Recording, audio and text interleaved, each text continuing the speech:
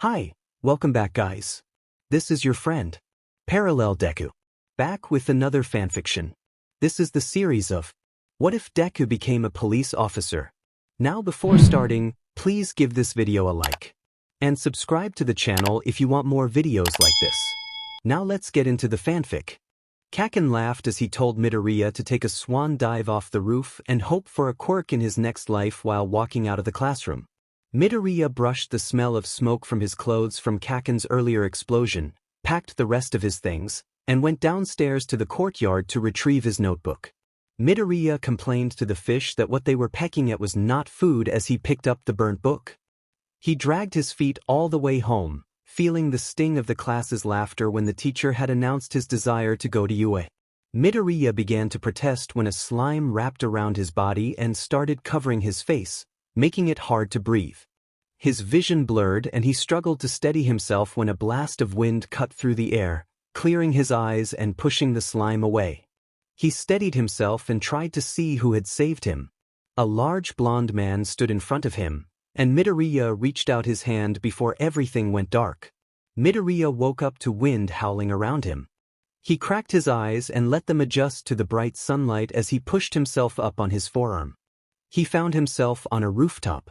To his right, a huge, burly man stood near the edge of the building, and then, in a puff of smoke, the figure shifted into a gaunt, thin man.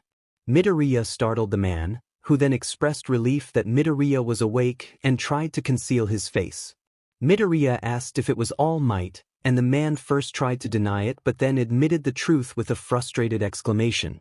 The man explained quietly that he could only use his quirk for short PRDS and that, because of his age, those PRDS kept getting shorter. Midoriya bombarded him with questions until the man raised his hands to calm him. The man said that Midoriya reminded him of a friend, and with that he stood up. In another puff of smoke he briefly returned to his larger, heroic form. He asked Midoriya to keep what he had seen a secret and then prepared to leave. Midoriya called after him for one last question, asking whether a quirkless boy like him could be a hero. The man paused and looked out at the city, then told Midoriya that he could do anything he dreamed of, though he urged him to keep his dreams practical. He explained that there were many kinds of hero work: doctors, police officers, firefighters, and that those roles could save lives in different but meaningful ways. Midoriya felt tears welling up. The words stung because they were familiar, but they also offered a small comfort. The man squeezed Midoriya's head and urged him to pursue his dreams before jumping off the roof. Midoriya watched him go, feeling both hurt and encouraged by the truth in those words. Midoriya wiped his eyes and climbed down from the roof, clutching his hero analysis notebook. As he walked home, explosions and sirens snapped him to attention. He ran toward the noise, hoping to find the man who had helped him, but the sirens kept up. Peering down an alley, Midoriya's jaw dropped to see Kaken being overwhelmed by the same slime creature. He scanned the crowd for professionals, but although several were present, none had taken action, including the thin, skeletal-looking man from the rooftop. Panicked, Midoriya grabbed the man's sleeve and, between tears, pleaded for him to save Kaken. The man only patted Midoriya's head and continued watching the attack, unable to intervene. Shocked, Midoriya let go and darted under the caution tape, running toward the monster. He threw his bag and struck the creature near what seemed to be an eye. Kaken shouted at Midoriya to get away, but Midoriya pulled at the slime, desperate to free him. The creature responded by pulling Midoriya in and covering his face, making it hard for him to breathe.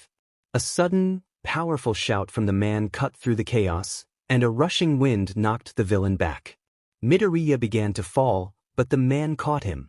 Midoriya thanked him, and the man thanked Midoriya in return for pushing him beyond his limits. The man then checked on Kaken and asked if he was all right. As other pros began scolding Midoriya for rushing in, he brushed them off and started home, unfazed by their opinions. Kaken barked that he owed Midoriya nothing and stormed away in anger. The man reappeared in a puff of smoke in his weakened form and addressed Midoriya again. Midoriya surprised him by saying that the man had been right. He could still be a different kind of hero. Because of the man's words, Midoriya had found a new dream. He told the man that he was going to become the world's #1 police officer. All Might smiled and laughed that he was not sure there even was a number 1 police officer. Izuku replied sulkily that the remark hurt his dream. All Might teased that such words were not befitting a number 1, and they laughed together before All Might grew serious and told Izuku to meet him at the police headquarters after school the next day. Izuku stood speechless, waving goodbye, jaw hanging open. Izuku went home buzzing with excitement, writing down the new information that All Might had 2 forms. When he reached the next empty page, he found something any fan would have freaked out over, a signature from All Might. He squealed with excitement, ran home to show his mother, and fell asleep the moment his head hit the pillow. He woke early the next morning, even though it was Saturday. He dressed in a neat pair of pants, a white button-down shirt, and a red tie, slipped on bright red shoes, and told his mother he was off to meet Mr. Tashinori at the police headquarters. His mother laughed and told him to have fun as she sipped her coffee and watched television. He ran to the bus stop and, before the bus even finished pulling up, leapt from the bench. The driver asked where he was headed. Izuku handed over his fare and said Hosu City. The driver told him to wait 3 stops. Time dragged on during the ride. Izuku stared out the window and doodled smiley faces on the fogged glass to pass the time.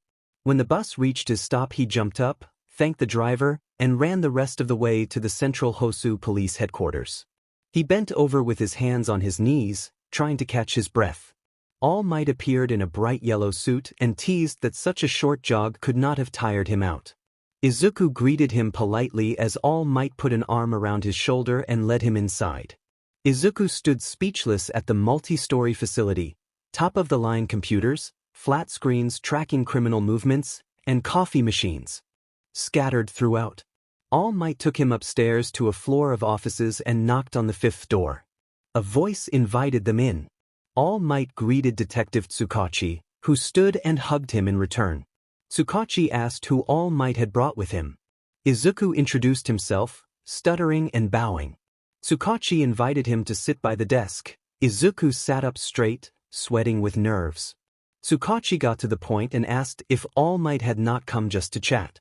All Might replied that he had a favor to ask. He wanted Tsukachi to take Izuku under his wing and train him to be the best police officer Japan had ever seen. Izuku turned bright red, bracing for laughter, but Tsukachi only chuckled and said he would consider it after testing whether Izuku had what it took.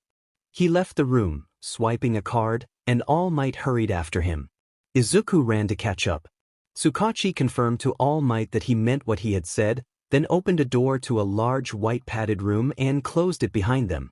He told Izuku he needed to beat him in hand-to-hand combat as a test. Izuku asked, nervous and unsure.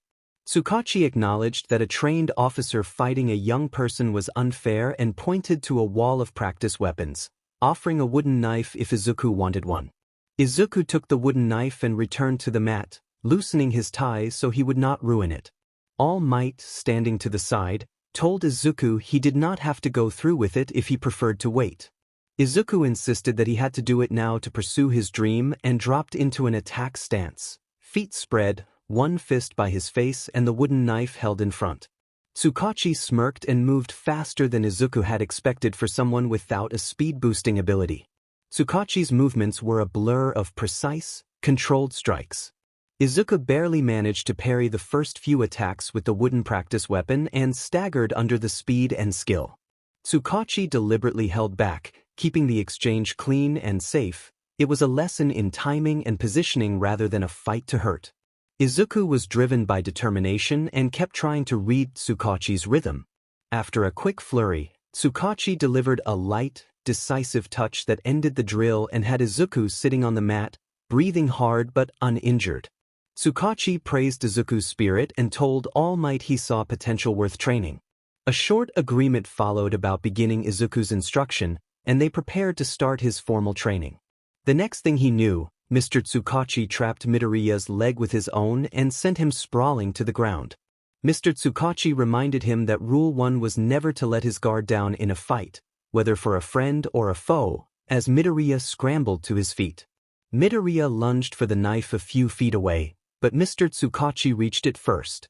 Mr. Tsukachi explained that Rule 2 was to disarm an opponent so the fight could be on equal footing, and he kicked the knife out of the arena. Mr. Tsukachi rushed at Midoriya again with a punch aimed at his face. Midoriya raised his hands to block, but before that punch landed, another blow caught his stomach. Mr. Tsukachi shouted that Rule 3 was never to let an opponent regain their footing. Midoriya staggered back, coughing and doubled over in pain before falling to the ground in a ball. Mr. Tsukachi told him that Rule 4 meant there was no retreat or surrender. Once a member of the police force, one served a greater cause and protected those who could not protect themselves. He demanded whether Midoriya would fail them, then aimed a kick at Midoriya's midsection.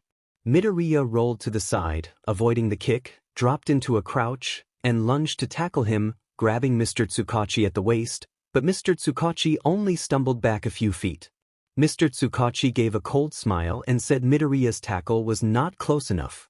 He drove an elbow into Midoriya's back, forcing him to release his hold and fall. Midoriya's vision blurred as Mr. Tsukachi began to walk away, saying it was too soon for Midoriya and that he hoped Midoriya could see why. Mr. Tsukachi reached for his coat to put it back on when Midoriya, struggling to his feet, reminded himself that Rule 1 was to always be on his guard. Midoriya managed to pull a pistol from Mr. Tsukachi's holster, which he had grabbed during the tackle, and declared that Rule 2 was to disarm the opponent. Mr. Tsukachi gasped in surprise and reached for the holster only to find it empty. Midoriya charged and threw a flurry of weak punches. Not wanting to be hit, Mr. Tsukachi retreated while blocking with practiced ease. Summoning his resolve, Midoriya shouted that Rule 4 meant never surrendering and saw an opening for an uppercut under Mr. Tsukachi's chin. The blow briefly lifted Mr. Tsukachi's head. Midoriya smiled, thinking he had won, but Mr. Tsukachi collided foreheads with him and knocked him unconscious. When Midoriya came to, he had an ice pack on his head and heard All Might scolding Mr. Tsukachi for going too hard. Mr. Tsukachi greeted Midoriya with a smile. Midoriya, frowning, asked if he had failed. All Might quickly corrected him, saying he had not failed. Mr. Tsukachi rested a hand on Midoriya's head and pointed out that, although Midoriya had lost, he had shown the potential to be a great officer and that defeating Mr. Tsukachi had not been possible. Mr. Tsukachi also said they would be glad to take Midoriya on as an intern once he reached high school. Midoriya spent the rest of the day in the infirmary, crying into Mr. Tsukachi's shoulder and thanking him for the opportunity. Mr. Tsukachi joked that they would have to work on the crying, and everyone smiled. 2 weeks had passed since the visit to police headquarters with Mr. Tashinori and Mr. Tsukachi. Graduation was a few days away, and Midoriya's teacher walked around handing back the students' career selection forms for any last-minute changes. When Midoriya received his, he immediately erased the pro-hero option. His dream school remained UA, but he planned to apply to the general studies course, and on the line for career choice he hesitated before writing law enforcement. The room fell quiet as his classmates stared in surprise at his change. Kaken, with his feet propped on the desk, leaned back and teased that the nerd had finally come to his senses. Midoriya pretended not to notice and the day ended peacefully. There were no villain attacks, and Kaken did not bully him that day. Midoriya walked home with a lighter. When he arrived home, Midoriya called out that he was home. His mother rose from the table and asked how school had gone. Midoriya said it had been fine. His mother asked if everything had gone all right with his career change, and he reassured her that it had. Midoriya told his mother that he needed to finish his application to UA, which would start accepting applications in a month. She smiled and returned to her phone while Midoriya set to work on his last homework assignment of the year. Dinner came and his mother placed a bowl of katsudon on the table, but Midoriya ignored it as he continued drafting his application. It was well past 9 by the time he finished the rough draft. His mother went to bed an hour earlier to give him space. After revising the draft for another hour, he formatted the application on the computer, printed a copy, and stared at it in the dim light before placing it on his nightstand and falling into a deep sleep. An hour later his alarm failed to wake him. 3 hours after the alarm his mother came in to wake him. Groggy, he rolled out of bed, dressed in sweatpants and a plain t-shirt for the Saturday routine, and put his school uniform in the wash. That morning his mother teased him about being sleepy. Midoriya mumbled a response, rested his head on the table, and waited for breakfast. I heard a plate hit the table and lifted my head to thank my mother for the food. I ate in silence, staring off into space. When I finished, I placed my plate in the sink and went to shower. After getting dressed in clothes that were more appropriate for going out, I folded my application and slipped it into an envelope. I went outside and put the envelope in the mailbox. The rest of the day was uneventful. My mother and I went shopping for food and other household needs. My mother asked if Monday was graduation as she floated a bag of rice into her hands. I realized how soon graduation really was when she mentioned it. She smiled and asked how late I had been up writing the application to UA. I told her I thought it had been around 11. She corrected me with a teasing smile, saying I had been up until 5. I laughed at how wrong I had been and at making her laugh too. Her smile faded when she grew serious and asked if I was nervous. I paused before telling her I was not nervous at all. She smiled back, and we let the conversation drop. Sunday passed quietly as I stayed home and prepared for tomorrow. On Monday morning I rushed around the house trying to get everything ready. I said goodbye to my mother and ran to school. I had been running more since visiting the police headquarters and doing some weightlifting, but I still felt far from strong. Katsuki called my name as I arrived at school. I greeted him with a smile. He walked over with his hands in his pockets and his shoulders slumped, asking where I planned to go now that I was not planning to be a hero. I was surprised he cared, but not wanting to be rude I answered that I intended to pursue law enforcement. He teased that I could not keep that hero thing out of my head and walked past me into the auditorium. I followed and lined up with the rest of the class in alphabetical order. When the principal called my name for the diploma, I walked up carefully so I would not trip in front of everyone. He handed me a rolled-up piece of paper and offered congratulations, wishing me well wherever I might go. I thanked him and returned to my place in line. The assembly ended a few hours later, and we slowly left, saying goodbye to friends who would be heading to different schools. My mother hugged me and cried into my shoulder. I told her I was not going anywhere, trying to hold back my own tears. She wiped her eyes and said she was simply so happy. Mr. and Mrs. Bakugu and Katsuki walked up to join us. Mrs. Bakugu greeted my mother warmly, and my mother smiled back. Mrs. Bakugu asked if I was trying to go to UA, and I explained that I planned to apply but would not be joining the hero course like Katsuki. Mrs. Bakugu said she already knew, having heard from Katsuki.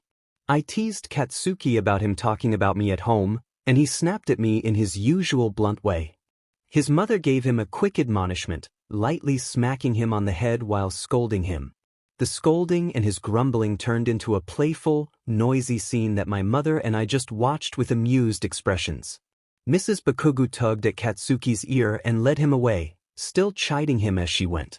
My mother laughed and called it an interesting family as we got into the car. I laughed along as we drove home. When we arrived, I went to my room and collapsed on the bed. I woke suddenly to my mother bursting into my room, breathless and excited. She told me that it was here. I looked around, puzzled, and asked what she meant. My hands trembled as I nervously cut open the creamy white envelope and pulled out a circular metal ring. I placed it on my desk and it flashed to life, projecting a hologram of a small creature that looked like a cross between a mouse and a bear. The holographic creature identified itself as Nizu, the principal of UA, and addressed Izuku Midoriya.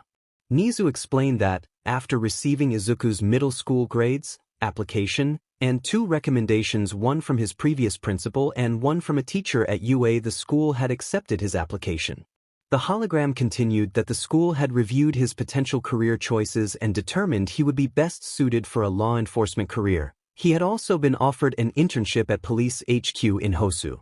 Nizu informed him that the school could accommodate an early dismissal to allow the internship if Izuku took his core classes at the beginning of the day, which would place him in advanced courses and have his math class alongside second-year students. Nizu warned that if Izuku could not keep up with the coursework, the school would force him to drop the internship or face expulsion. The hologram concluded by thanking him for joining UA, expressing hope for his success, and displaying the school motto, Plus Ultra, before the projection shut off. I sat in my room silently, a grim look on my face. My mother crept in through the door and hugged me when she saw how I looked. She told him there was always next year. I whispered that I had made it in, and a smile crept across my face. Then I shouted in excitement and hugged my mother, lifting her up and spinning her around the room. My mother said that was great once I put her down. I ran through the house grabbing any remaining school materials from the year before. My excitement turned into a jumble of thoughts about new notebooks and a new uniform. My mother laughed and suggested a jog to burn off energy. I scrambled into my shoes, barely laced them, and bolted out the front door.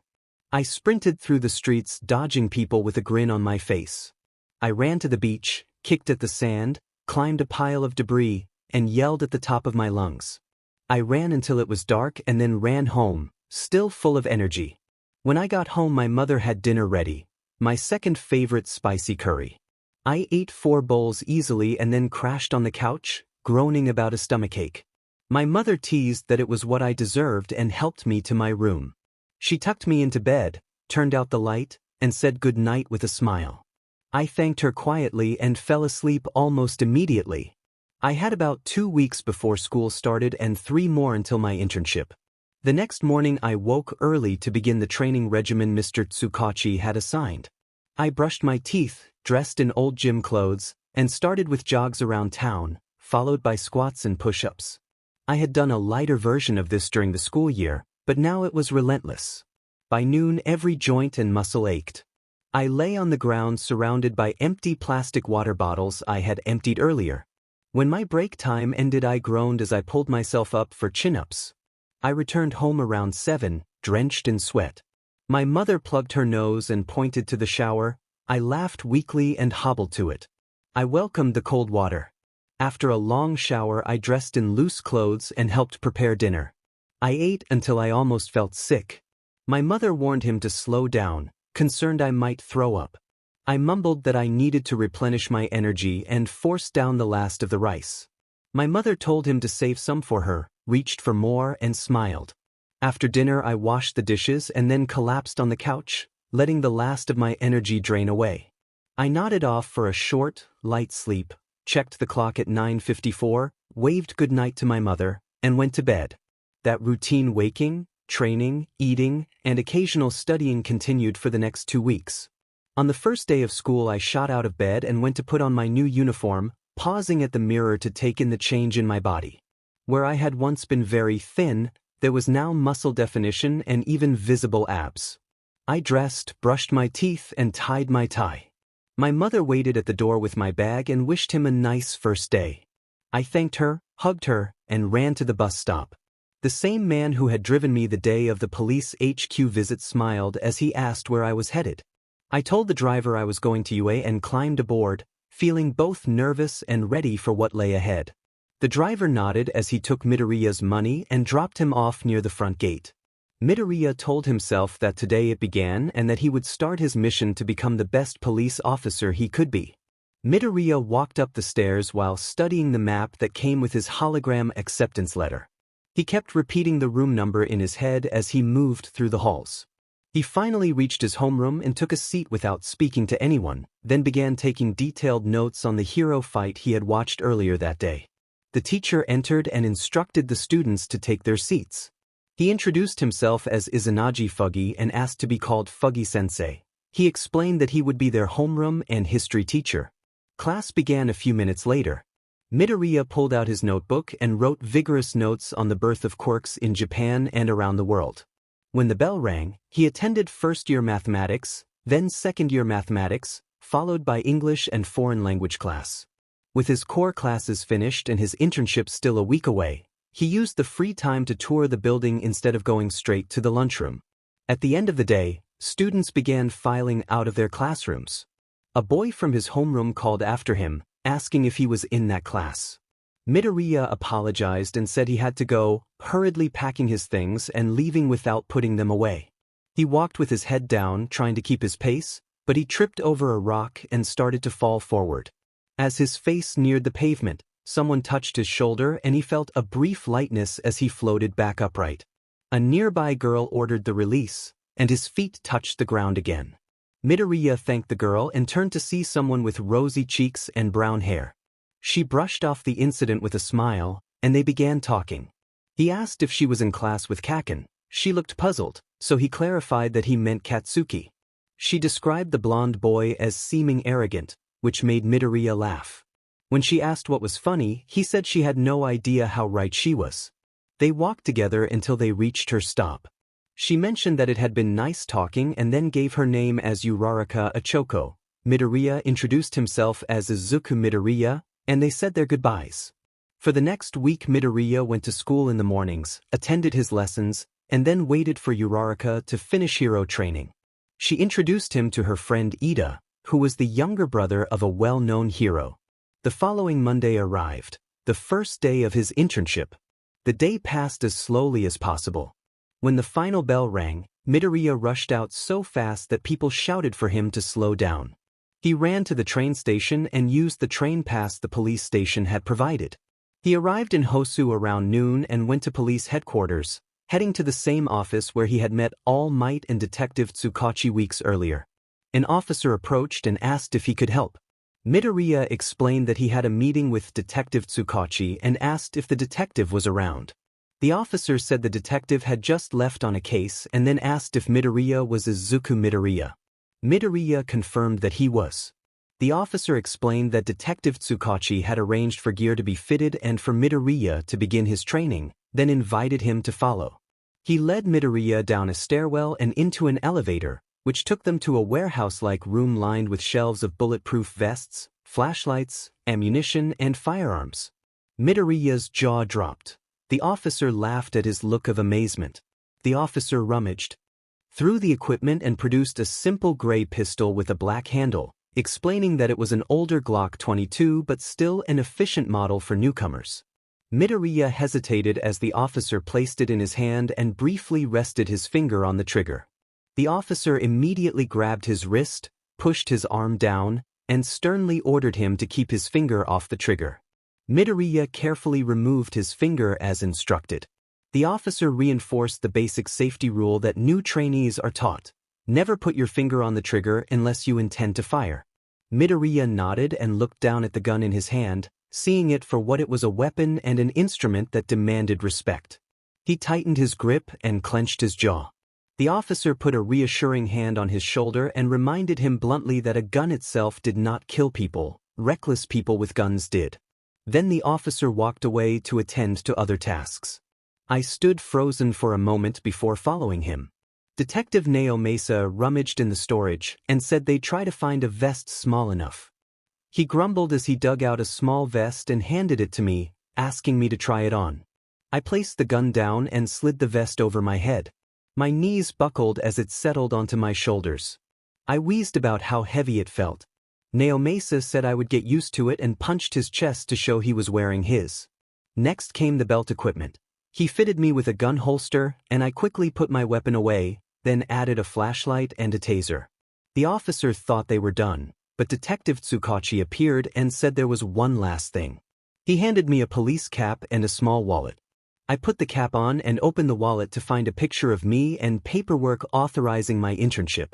Naomasa told me he would teach me how to use my gun and started back toward the exit. I asked him to wait, worried about shooting for the first time, and he teased that if I waited someone else would become number one before me. I ran to catch up with a newfound determination. We took the elevator back up while I fidgeted with the weight of the vest. After leaving HQ, we got into a squad car. Naomasa took the wheel and I rode in the passenger seat. We drove a few minutes in silence, then left the city for a park-like area. Naomasa got out and I stumbled after him. I asked where we were going as he led me through some trees. He smiled and said I would see. When he pushed a branch aside, it snapped back and lightly tapped my face. I rubbed my nose until we reached an open field with a long table opposite a row of targets with scattered holes. Naomasa told me to stand behind a branch while he set up and then covered the wooden targets with paper ones. He instructed me to take my gun out. When I reached for it, Naomasa delivered a quick, sharp training strike that sent me stumbling onto my butt. He explained that an officer only draws a gun when in danger, and that moving too slowly in such a situation would be worse than the training strike. He ordered me to stand up. I sprang to my feet and tried to draw again, but Naomasa moved in with another training strike. I managed to dodge and still had not drawn my weapon. When he swung wide, I ducked under, got behind him, drew my gun and pointed it at him. Naomasa praised the move briefly before returning to his strict instructor demeanor and said it was time to focus on the real work. A playful grin crossed his face as he showed me how to hold the gun. He told me to fire when ready and put on safety goggles. I already had mine on and looked down the barrel, lining up the V-guide with the bullseye. I pulled the trigger, the recoil shook my whole body and knocked me onto my back. Naomasa laughed as I sat up, shaking. He offered his hand to help me up and braced my hand on the gun as I rose. He advised me to breathe and to let the recoil flow through my arms into the ground, then told me to fire when ready. I pulled the trigger and hit the target a few inches from the center. I fell to the ground in defeat, thinking I had failed. Naomasa reassured me that it was a good result for a second try and that practice was all it took. He fired his own shot, leaving an almost perfect ring around the center of the paper. I stared in amazement. He offered his hand again and reminded me that steady practice would get me there. I jumped up with his help and spent the rest of the night and much of the next week at the shooting range with Detective Naomasa. Detective Naomasa picked up his phone and brought it to his ear. He joked that Toshinori was all might right now. Toshinori answered that Toshinori was fine and asked how he was. Naomasa said he was exhausted and that the kid Toshinori had sent was keeping him busy. Toshinori asked how the kid was doing. Naomasa admitted he was surprised by the boy's skill as a sharpshooter and said that after only a week the boy could almost shoot as well as him. Toshinori questioned the word almost, and Naomasa laughed, conceding that maybe the boy was just as good, but only maybe. Naomasa then grew serious and told Toshinori that All for One was on the move again. Officers whispered among themselves that they were going to see the new recruit shoot, and some commented that he was supposed to be nearly as good as Detective Naomasa. Midoriya felt his nerves tighten. He jumped when Detective Naomasa walked up behind him and asked if he was ready. Midoriya stammered that he was. He pulled his safety goggles over his eyes, reached into his holster, and accidentally dropped his gun. Laughter rippled through the room as he bent to pick it up.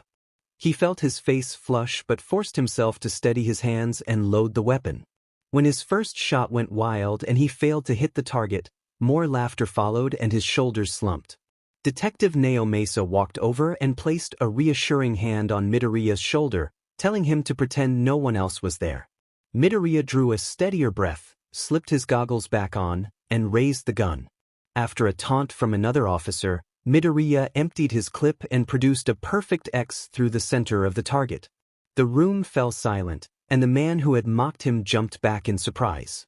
Midoriya let his empty clip drop to the floor to show he had no more rounds left and stood with his gun lowered. Detective Naomasa collapsed into laughter, and Midoriya found himself laughing lightly too. The tension eased as others joined in, and the mood in the room lightened. After everyone dispersed, Midoriya approached Detective Naomasa and asked if he had gone too far. Naomasa ruffled his hair and admitted it might have been a little. He put an arm around Midoriya's shoulder in a friendly, teasing way. He warned that just because Midoriya was good now did not mean he could stop practicing, and playfully pulled him into a headlock. Midoriya twisted free, grabbed Naomasa's arm, and pinned it before declaring that one day he might be better than the detective. Naomasa snickered and countered with a quick, precise training move that sent Midoriya to his knees. Naomasa brushed off his hands, told him maybe one day but not yet, and walked away. Midoriya limped to the bus stop trying to keep the pain at bay and went home. He grabbed a bag of ice and applied it to the sore spot, then sat on the couch and let out a long sigh. His mother saw him and asked how it had gone with a worried expression. He smiled at the memory and said it had gone great. She told him she would run a bath for him while she finished cleaning, and he washed his dishes, every movement reminding him of the ache. Later, while drying off after the bath, Midoriya caught his reflection in the mirror and traced the faint outline of his stomach with his hand. Excited, he called for his mother to see. She came into the room and, still smiling nervously, put a hand on his cheek and told him he looked well. Midoriya hugged her, wished her good night, gathered his dirty clothes, took one last look in the mirror, and went to bed. I fell asleep with some of the best dreams I had ever had. It's been about 2 weeks since Detective Naomasa kneed me in the groin. I was in school with my head on my desk while my math teacher went on about quadratic equations. I found myself dozing off, thinking about the notes I had taken earlier in the week. When the bell rang, I started to pack up, and a boy around my age walked up to me and introduced himself as Izumi, holding out his hand. He had fairly long brown hair that hung over his ears, blue eyes, and wore a black jacket and black pants with a blue undershirt. I shook his hand sheepishly while continuing to pack. He said he was wondering if I wanted to come over to his place that weekend to hang out with him and his friends. They were planning on studying for the test, but he laughed, expecting that might not actually happen. I told him I would check with my mom because I wanted to get away from the conversation. He shrugged and threw his backpack over his shoulder, then stopped at the doorway to ask my name. I told him I was Izuku Midoriya. After Izumi left the classroom, I looked at my watch, cursed under my breath, and rushed out of the building to catch the bus. I had to chase it down to the next stop before I could get on. I made my way to Hosu like I did every day and walked into the police headquarters to see everyone in a bit of a panic. When I asked a woman what was wrong, she told me there had been a homicide on 3rd Street and then walked away. I stood there stunned until Detective Nao Mesa called my name and summoned me to his office. I ran up the stairs and into his room. Detective Nao Mesa told me he assumed I had heard about what happened. I responded that it was terrible and sat down, hoping to hear the full story. He told me I should go home and come back tomorrow. He explained that he did not think I was ready for field work yet and did not want my first time in the field to be a homicide case. He said he did not want to scare me away before I reached my full potential. I laughed softly, which caught his attention. I told him I had a promise to fulfill and that I intended to become the greatest police officer, even if it cost me everything. We stood in silence for a moment before Detective Nao Mesa put a hand on my shoulder and said it was good to hear my determination, but he did not want to see me throw my life away for a dream. He said he would let me go as long as I promised not to throw my life away for the job. I saluted him and agreed. Downstairs, I began to grab my bulletproof vest, but Detective Nao Mesa stopped me and told me there was no need for it. He handed me a brown coat that had belonged to him when he first started. I smiled as I put it on. It fit me in a way that made me feel like him.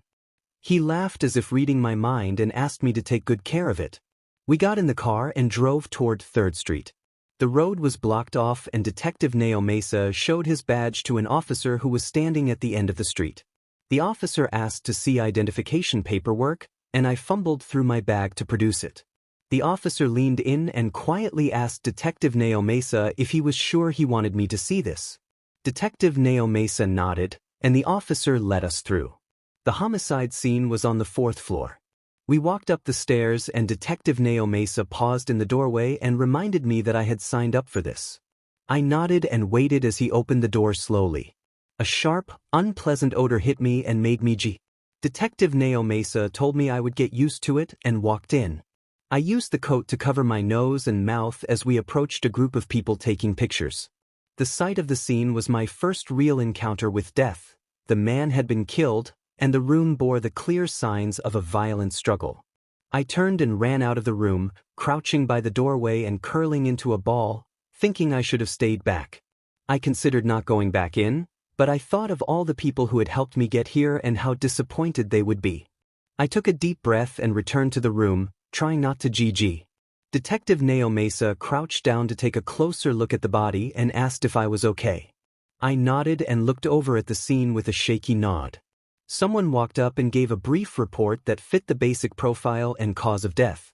I recognized the voice and turned to see Izumi approaching the body and examining it.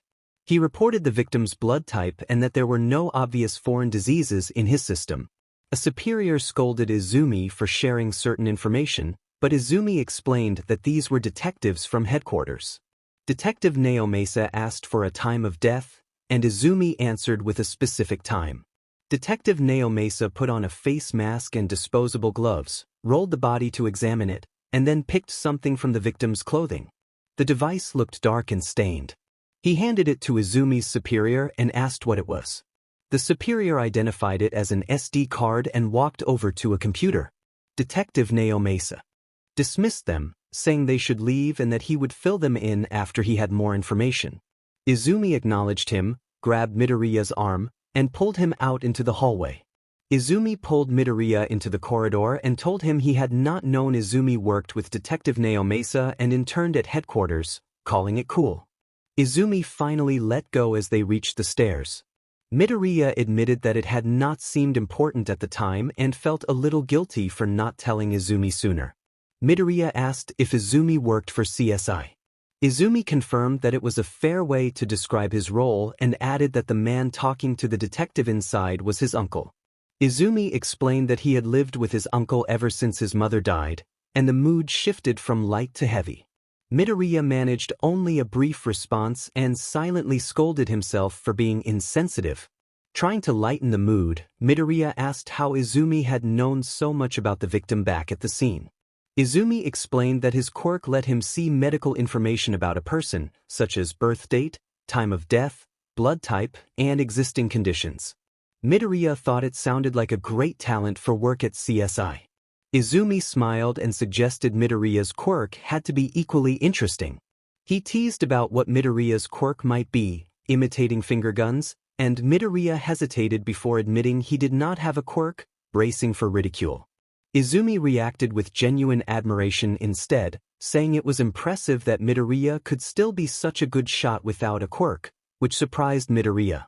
Izumi explained that news moved quickly around headquarters if you knew who to ask, offering a mischievous smile. He then asked whether the man Midoriya had pointed his gun at had looked terrified, and Midoriya laughed and nodded. They both laughed together in the street, surrounded by police officers outside the closed-off scene. Detective Naomasa approached with Izumi's uncle and remarked that it was good to see Midoriya could still laugh after witnessing the scene, adding that it had been disturbing and checking if Midoriya was all right.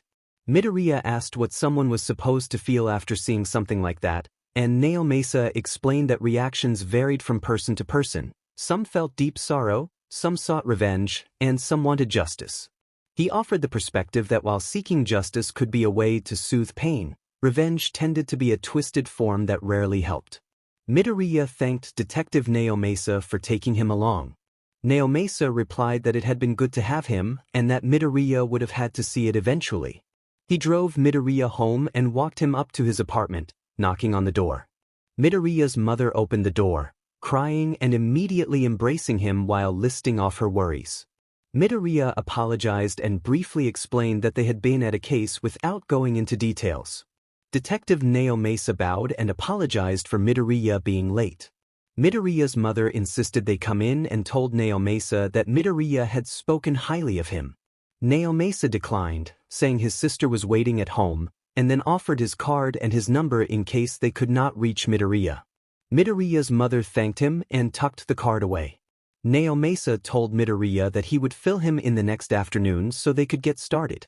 Midoriya agreed with a smile. Midoriya's mother playfully ordered him to take a shower, holding her nose, and Midoriya protested weakly before running off to the bathroom. Midoriya took a shower and prepared for what would come next. Detective Naomasa watched Midoriya rush off to take a shower, leaving him and Midoriya's mother alone in the doorway. Midoriya's mother told him she did not mean to keep him and began to close the door. Naomasa stopped the door with his hand and explained that he had wanted a moment to speak with her alone. Midoriya's mother stepped back outside. She observed that he had likely been waiting for Izuku to leave and closed the door behind them. Naomasa noted that she was perceptive as they walked to the railing and looked out over the city. He told her that he had taken Midoriya along to an active homicide case earlier that day and that Midoriya had witnessed things no one should have to see. He admitted that Midoriya had put on a brave face but that he knew those experiences could take a toll. As Naomasa hesitated, Midoriya's mother interrupted him. She took his business card from his pocket and said she would call if Midoriya began acting strangely. She explained that her visit had been for his card. She believed she knew her son well and trusted she would notice if something was wrong. She mentioned that Midoriya kept his phone with him at all times and even had a special ringtone for her that would alert her even when it was on silent. She opened the door to go back inside, paused, thanked him for telling her, and then went in. Naomasa lingered on the steps for a moment before walking away. The next morning Midoriya woke up late after a restless night.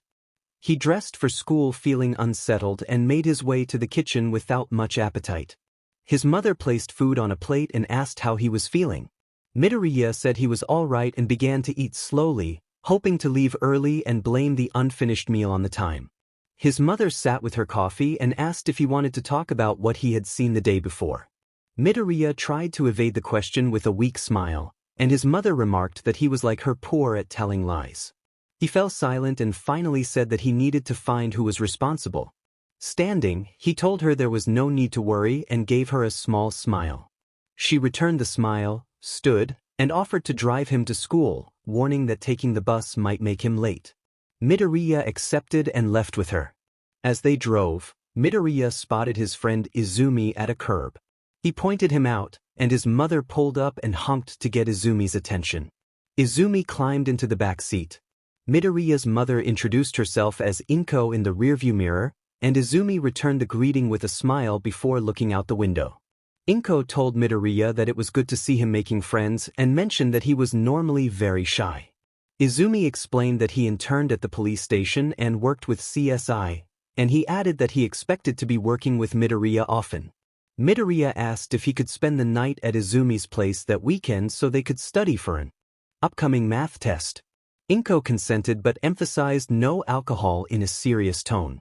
Midoriya laughed and insisted that they would be in a police household, so nothing foolish would happen. They arrived at school, said goodbye, and Inko drove off. Midoriya and Izumi walked into homeroom together. Midoriya noticed how many classes they shared now that both interned. They took many of the same advanced courses. As the final bell rang and Midoriya packed his bag, Izumi asked if he was ready for the day. Midoriya admitted he was nervous. Their conversation was interrupted by Bakugo's shout from down the hall, ordering others out of his way as a crowd gathered near classroom 1A. Izumi asked if Midoriya planned to participate in the upcoming sports festival, noting the excitement around it. Midoriya said the detective had assigned him to security for the event after the public had been allowed in earlier and caused a panic. It had been safer for him to help with security. Izumi agreed that sounded sensible, and they boarded the first bus headed for Hosu. When Midoriya and Izumi arrived, they went up to Detective Naomesa's office and found it littered with papers and empty coffee cups. Detective Naomesa muttered in frustration and swept a stack of documents off the desk onto the floor. Izumi noted with sarcasm that the scene made the detective state obvious, but Naomesa snapped that he did not need sarcasm and needed information instead. He pushed away from the papers.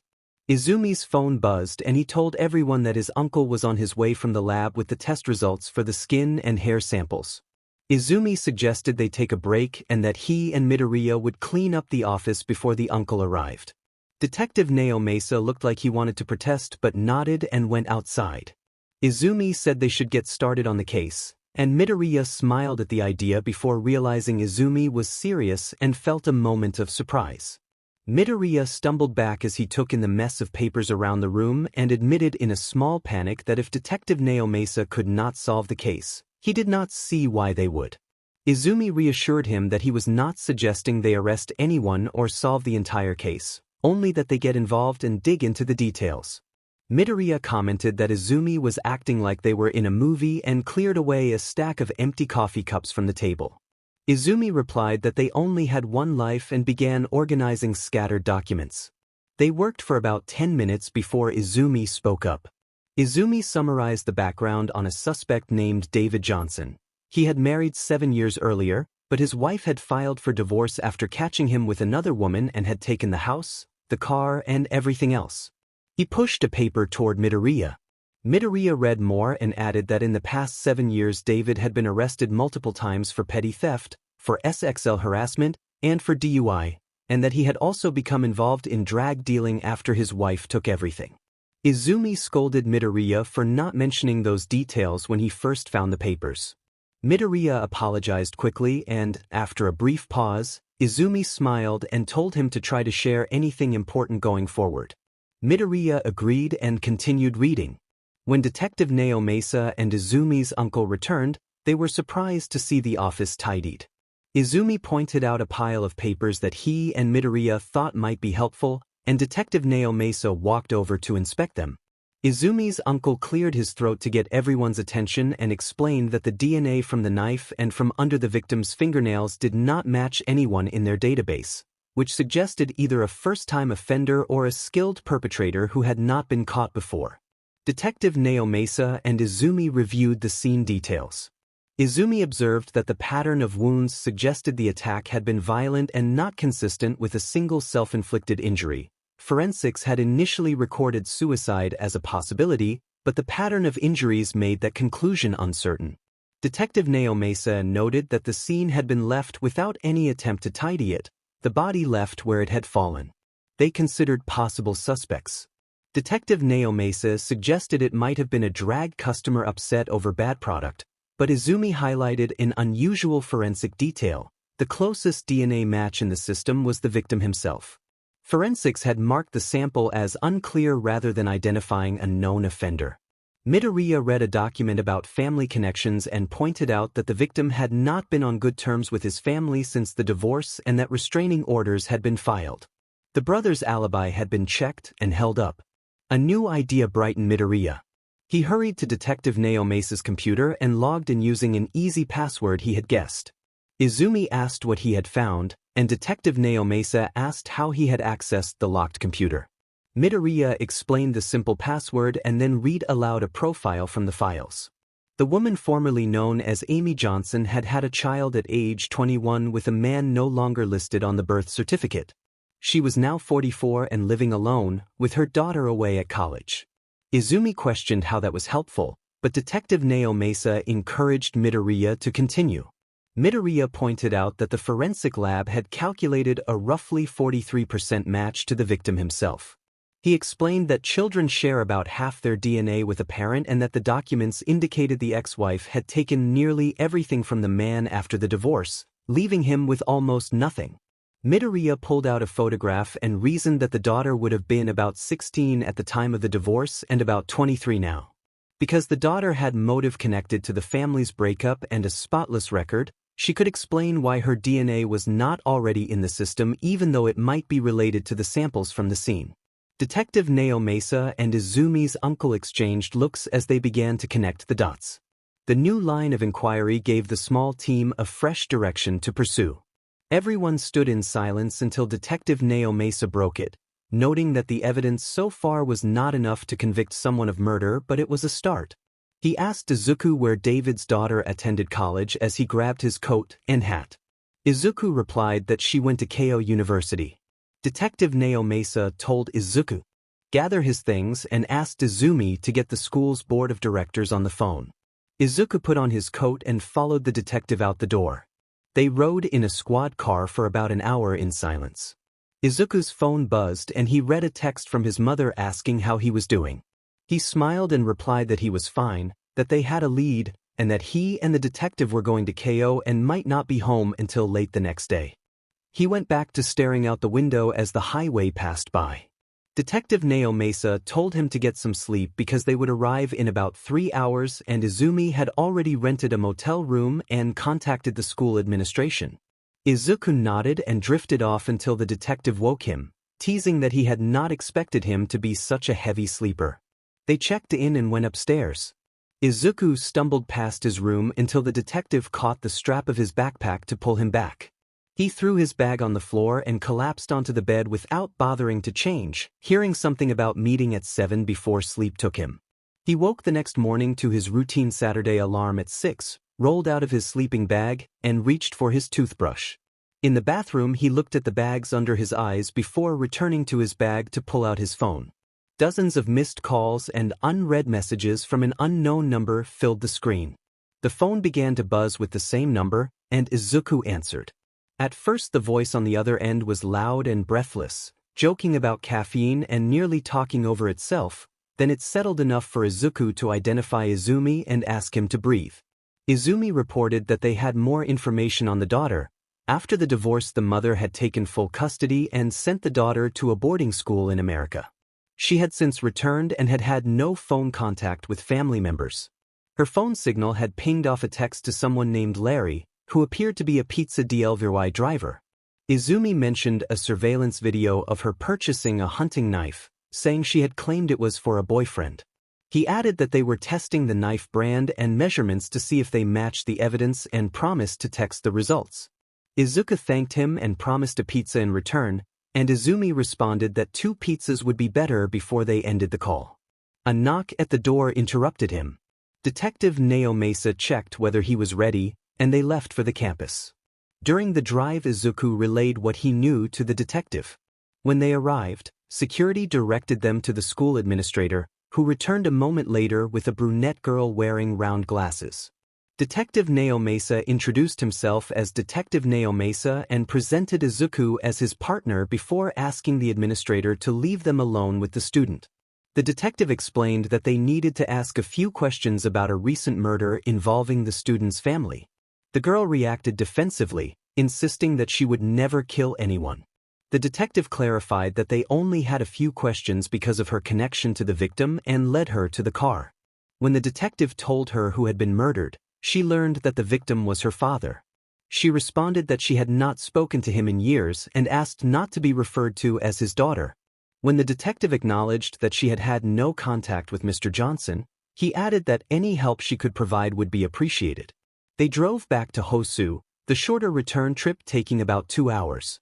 Back at the station, the detective escorted the girl into an interview room and asked Izuku to stay outside and take notes.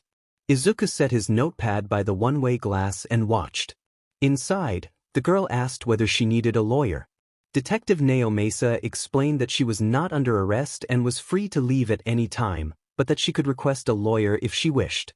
She made no move to make a phone call, so the detective began his questions. The detective asked for her full name. Elizabeth answered that her name was Elizabeth Rose Doe.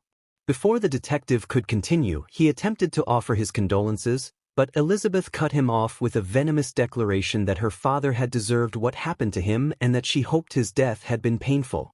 The detective slid a photograph across the table. Elizabeth looked down at the image of her dead father.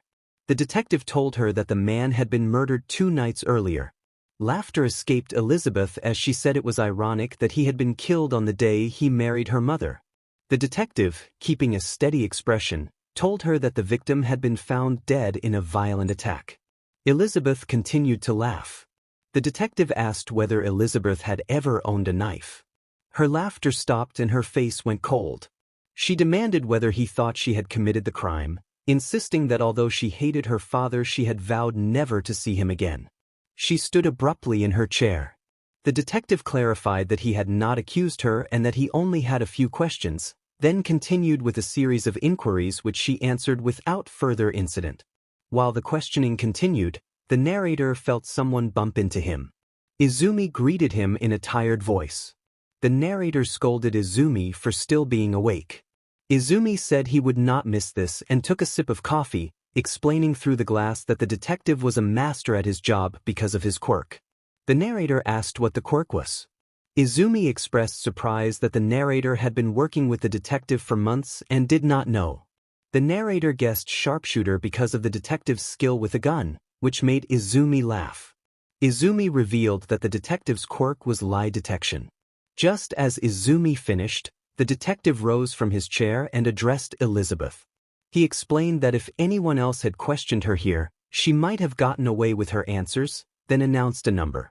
The detective told Elizabeth that he had asked 47 questions and that 46 of her answers had been truthful.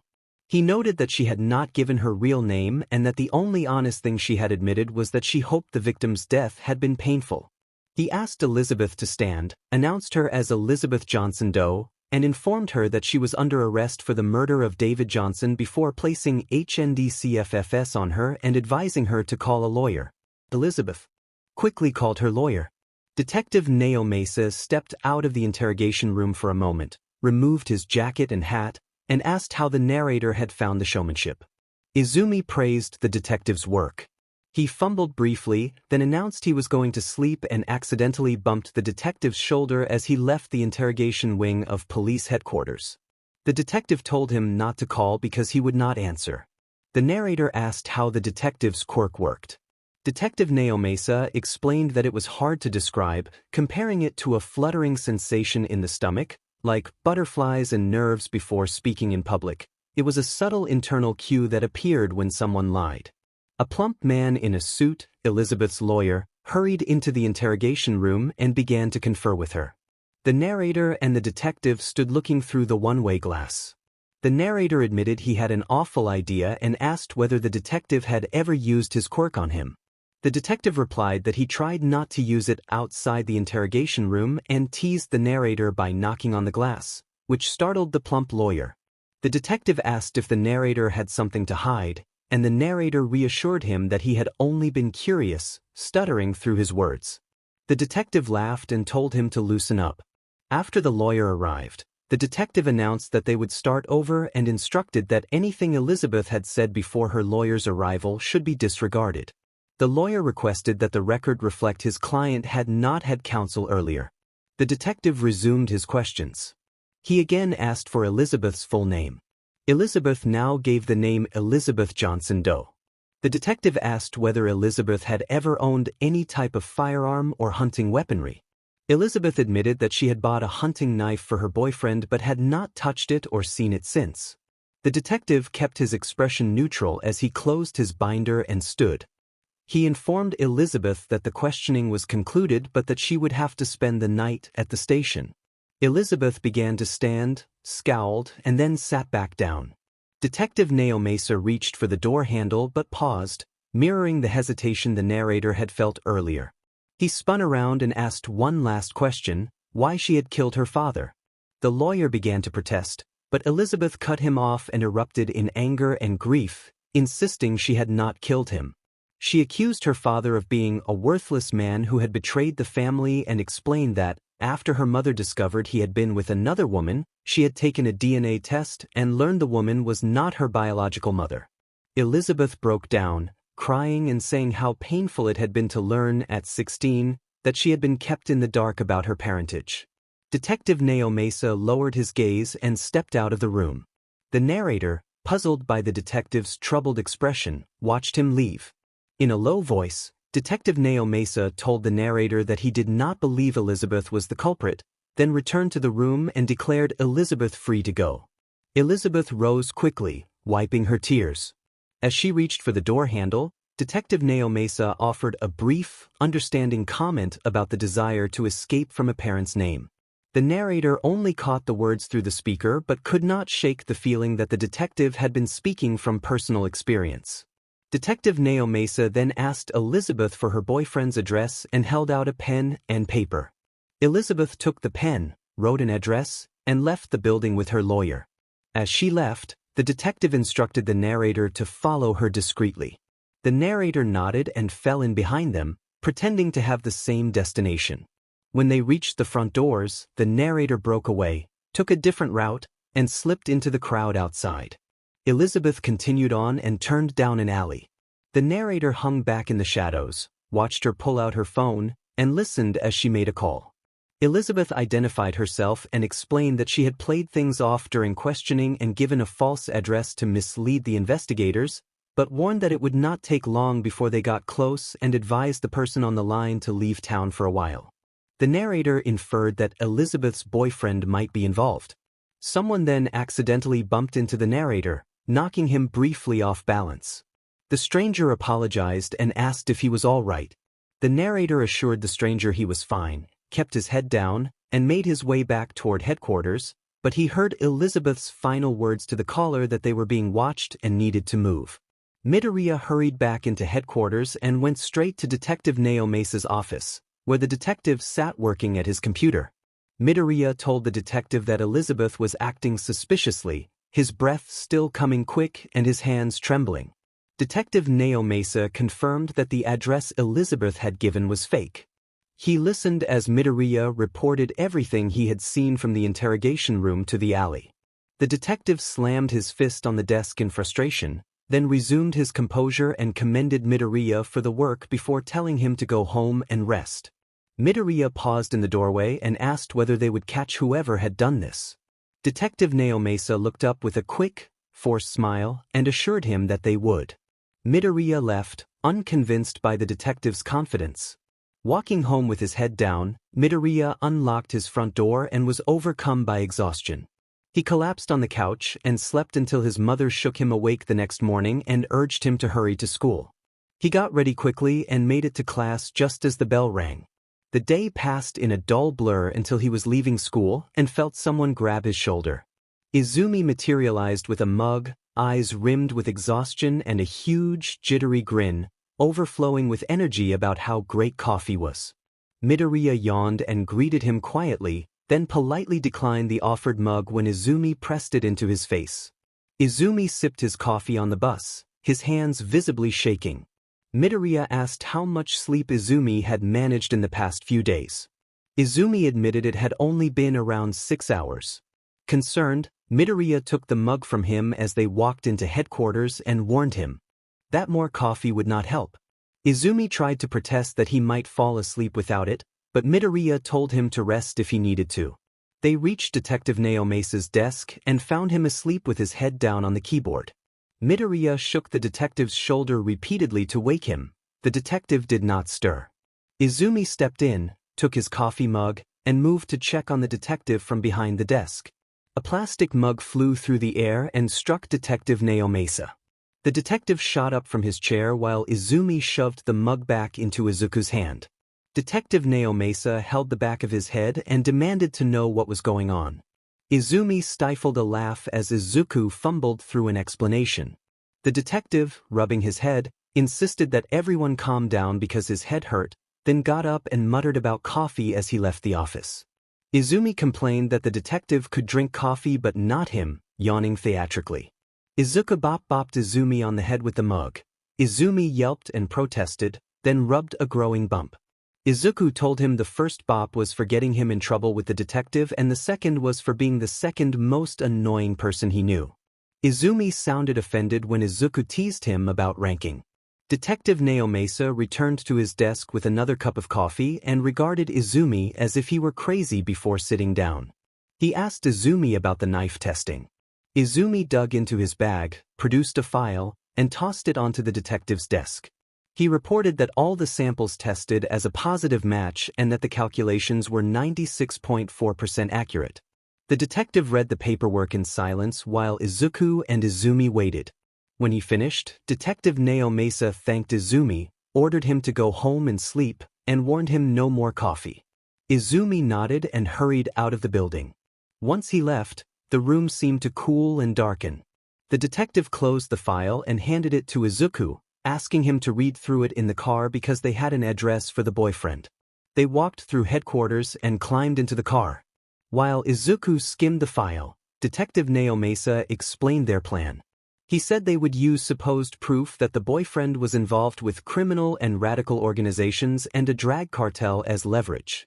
When Izuku asked where the proof came from, the detective admitted it was a bluff meant to provoke a confession. They had assumptions, not concrete evidence. Izuku voiced his unease as they reached the address, but the detective told him to relax and that he would handle everything. They approached the apartment quietly. Detective Naomesa drew his gun and took a position with his back against the wall. Izuku mirrored him. The detective stepped about a foot from the door, counted down on his fingers, and then kicked the door in on his final count, ordering everyone inside to kneel. In the kitchen, an American boy with long blonde hair was attempting to stuff something down the sink. The detective cuffed him before he could finish and retrieved a handful of small packets from the drain. The detective dismissed the explanation that it was powdered sugar. Detective Naomesa pushed Elizabeth's boyfriend out the door and into the car, where he was placed in the back seat. In the interrogation room, the detective sat the man at the table and accused him of being Elizabeth Doe's boyfriend and of murdering David Johnson. He told the man he was under arrest for that murder. The detective accused him of lying twice about the killing, then listed supposed evidence: the murder weapon found at the man's house, DNA at the crime scene, possession of illegal substances, and alleged ties to radical groups. The detective framed these allegations as a paint-by-numbers case designed to make a jury hand down a severe sentence, though most of the claims were a bluff intended to force a confession. Under pressure, the boyfriend finally broke and admitted he had gone too far. When he asked for a lawyer, the detective tossed him a phone and allowed a break. About 15 minutes later, Elizabeth's lawyer, a familiar rounded man, arrived and took his seat before the questioning resumed.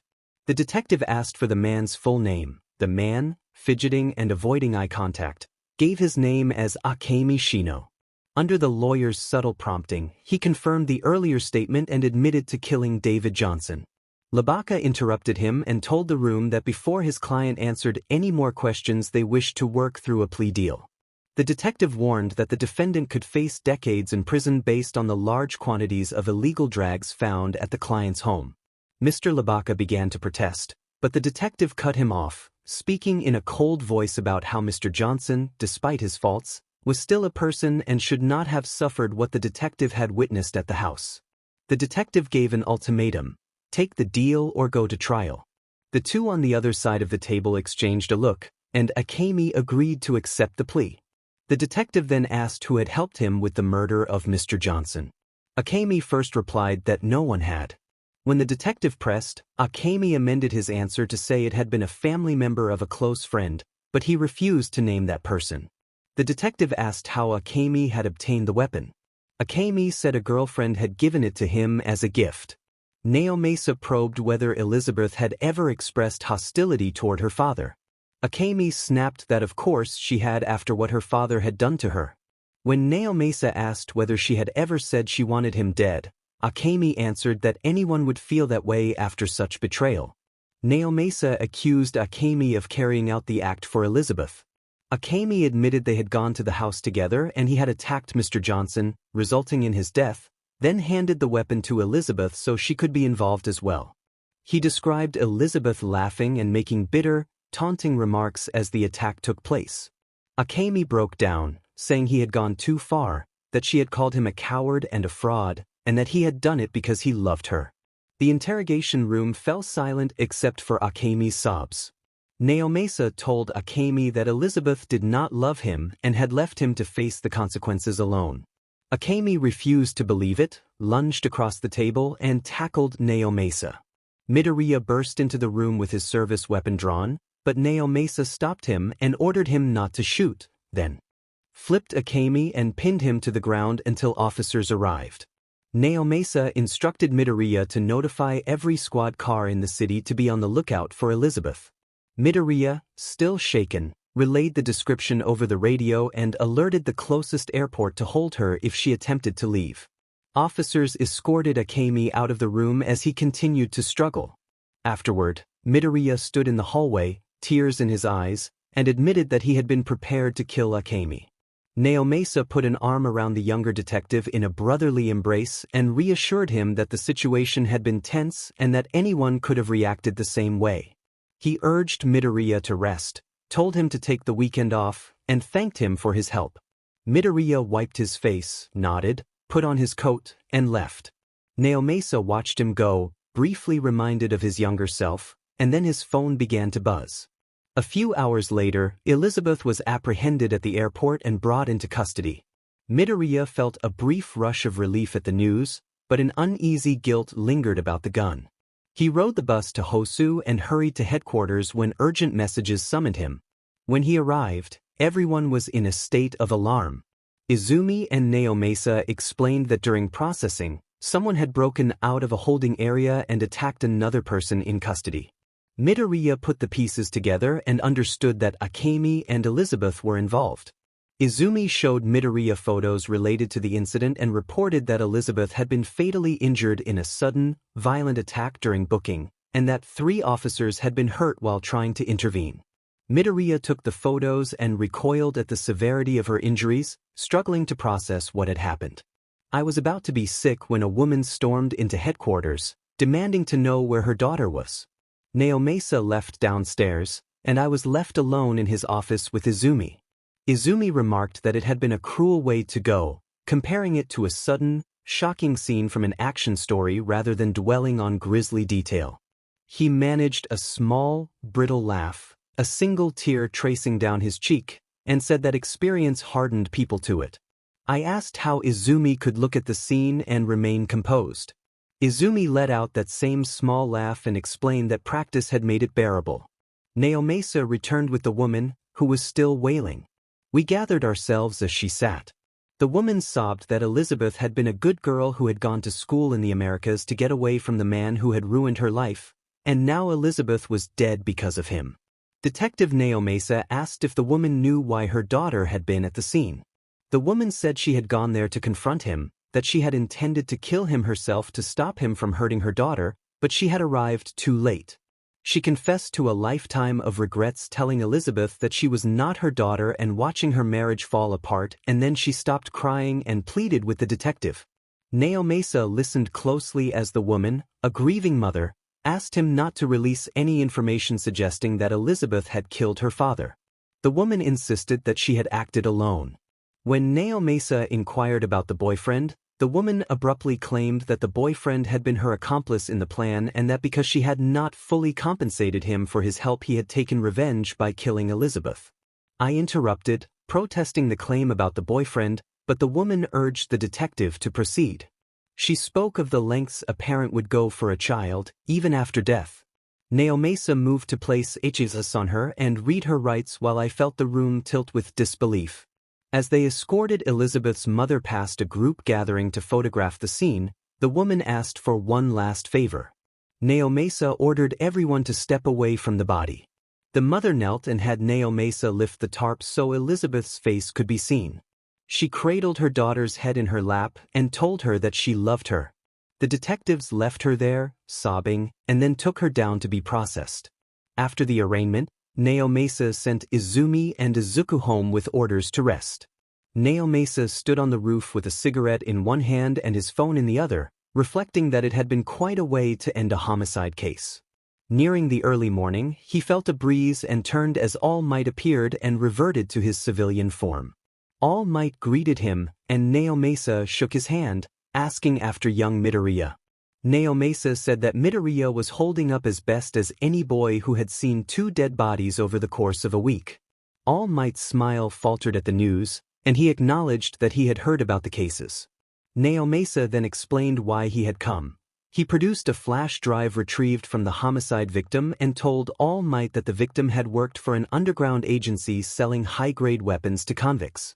All Might asked why Naomasa had brought the evidence to him. Naomasa explained that the money trail for the operation led nowhere, as if it had come from nowhere, and that he only knew one person with the power to coordinate such a supply. Naomasa suggested that All for One was accumulating weapons, enough to arm an army. Later, Izuku spent every waking moment with his mother all weekend, refusing to leave her side unless she locked the door. He asked to go to the park repeatedly, and his mother, exhausted from a late night watching movies, begged for rest and told him to call Izumi instead. Izuku grumbled but obeyed, then called Izumi and asked if he could come over after being gently pushed out of the house for the day. Izumi laughed as he answered. He teased that Izuku seemed like the sort of person who would spend free time studying or doing charity work rather than hanging out. He then said that he was at Hayato's house and would ask if Izuku could come over. Izumi reported that Hayato's parents had said it was fine and that Hayato was inviting a few other classmates. Izuku asked whether Hayato was sure, and then waited for the confirmation. I told the person I didn't quite know that he didn't need to make it a big thing. Izumi said it was fine, that they were going to hang out later anyway and this was just a little earlier, and he said he would send the address as he hung up the phone. My phone buzzed as soon as I stepped onto the bus. The message showed Hayato was not far away, a 10-minute drive to the nearest stop and a 5-minute walk from there. I checked the address on my phone again, then walked up to the front door. I was about to knock when Izumi opened the door and accidentally bumped into me. He dropped the ball and I picked it up, apologizing as I handed it back. Izumi rubbed his nose and introduced the other boy as Hayato. I recognized Hayato from class. He was the one who often fell asleep. Hayato greeted me warmly and extended his hand, and I shook it. He had very blonde, almost yellow hair and 2 different colored eyes, one golden brown and the other emerald green. Hayato invited us to play soccer, took the ball from me, tossed it up and down a few times, and then let it rest on the ground. I agreed enthusiastically and we rushed off to the largest open field. As the evening went on, more people showed up, and eventually we were back inside playing Truth or Dare. Hayato asked whether I wanted Truth or Dare. I chose Truth, afraid of what a dare might be. Izumi sat there with clothespins on his earlobes and his lower lip. Someone made a rude comment and the group began whispering, Then they all settled on a question. Hayato asked if I had ever seen a dead body and how the person had died. I took a deep breath, closing my eyes as the memory of that apartment room came back. I told them I had seen a dead body. The group reacted with a rush of questions about whether it had been a murder, a homicide, suicide, or an overdose. Hayato quieted everyone and asked them to listen. I explained that it had been a homicide and that the man had been killed in a violent attack. I hoped they would not press me for more details. When Hayato asked who had done it, I hesitated because telling the truth could ruin what Elizabeth's mother was trying to do, and I said it had been his ex-wife. Then I looked around for who should answer next. My eyes landed on Izumi, who was taking the pins off his ears and lip. I asked Izumi truth or dare. He said he could not do another dare because it had hurt, and then chose truth. I immediately regretted the question when I asked why he never talked about his parents. The smile on his face faded into a serious expression, and he told me that both of his parents were dead. Chapter end. Izuku's point of view. The party had ended a few hours earlier and Izuku walked to the bus stop with Izumi. Izuku apologized to Izumi about bringing up the question earlier, feeling bad for pressing him. Izumi said he was fine but asked to drop it, shoving his hands into his pockets. Izuku mumbled another apology as they boarded the bus. The ride was silent. Izumi did not say goodbye when he got off at his stop. For the rest of the drive, Izuku thought of ways to make it up to him. When Izuku arrived home, his mother demanded to know where he had been at that hour. He told her he had been at a friend's house, as she had told him to be. She asked why he had not answered her texts, and he realized his phone was missing. He told her he must have left it at the party and apologized. His mother told him to get to bed since it was a school night and went to her room. Izuku said goodnight, changed into pajamas, and got into bed, his thoughts drifting back to the party. Flashback. At the party, Izumi had said quietly that they were both dead, then offered a small, strained smile to everyone in the room. The group tried to move the game along, but someone asked how the parents had died. Others chimed in, one asking if it had something to do with police work, and the questions piled up. Izumi snapped, insisting they drop the subject, his voice cutting through the chatter and silencing everyone. The tension eased when a friend forced a laugh and tried to steer the group away from the topic. Izuku watched Izumi closely. Izumi lowered his head for a moment as if trying to hide something, then quickly wiped his eyes, put his usual smile back on, and rejoined the game. And a flashback. Izuku's mind raced through 1,000 possibilities about what could have happened to Izumi's parents before he finally fell asleep. Izumi's point of view. Izumi stepped off the bus without saying goodbye to Midoriya, planning to apologize later. He jogged home with his music turned up, unlocked his uncle's house, and went upstairs. His uncle was often away for work. Izumi lay on his bed staring at the ceiling and thought about the evening's game. He laughed softly at himself for how emotional he had become and turned his gaze to an old hat on his lamp. He remembered being 4 when everything changed and how the official story said it had been a double homicide with no motive, a claim he suspected was not true. He remembered feeling as if he could hear a heartbeat that was not his own. Hoping his mother was still awake, Izumi went downstairs. His parents had both worked late shifts as police officers, so it was not unusual for them to be up. As he crept closer to the kitchen, the heartbeat he had imagined seemed to quicken with tension. Through the doorway he overheard his parents arguing. His mother told his father that she could not keep covering for him. His father said he was doing it so they could get away and have a better life, pulling a duffel bag from a nearby place and showing its contents. His mother pleaded with him not to bring that into their lives and asked what would happen if he got caught, wondering aloud what Izumi would do without him. His father insisted it would work out, speaking of a house in Tokyo and a hope that Izumi could live without always watching his back. He reached toward his wife and took her shoulders in a desperate attempt to reassure her. Izumi watched from the doorway. His mother asked if he was using and reached for her phone to call for help. His father lashed out in panic, knocking the phone away. The argument turned physical in a sudden, sharp movement. His father shoved her, sending dishes clattering and the room erupting into chaos. Izumi heard his mother scream and then a sob. His mother urged his father to stop and to put down what he was carrying. There was the sound of breaking plates and the clash of movement as his mother ran into the kitchen, clutching her stomach. Izumi stood frozen, unsure how to help. A short time later, the sound of voices faded into the night and Izumi remained at the doorway. The scene burned into his memory. She dug through a cabinet Izumi wasn't allowed to open and pulled out a gun. It was a small Glock 22, the kind many in the police force carried. Mom tried to load a bullet into the magazine, but her hands were slick with a dark liquid that covered her. Dad came in shortly after, just as she slid the magazine into the gun. Mom warned him not to come closer as she struggled to stand. Dad held a broken shard of glass, and his eyes were bloodshot. For a moment they stood there, Mom with one hand on the gun and the other on her stomach, Dad gripping the shard. His hands were stained with the same dark liquid. A small sob escaped Izumi and Mom glanced down, saw Izumi and froze. Dad then lunged forward and struck Mom with the shard. Her breathing grew slow and uneven, and she collapsed to the floor. Izumi sobbed again as her breaths faded.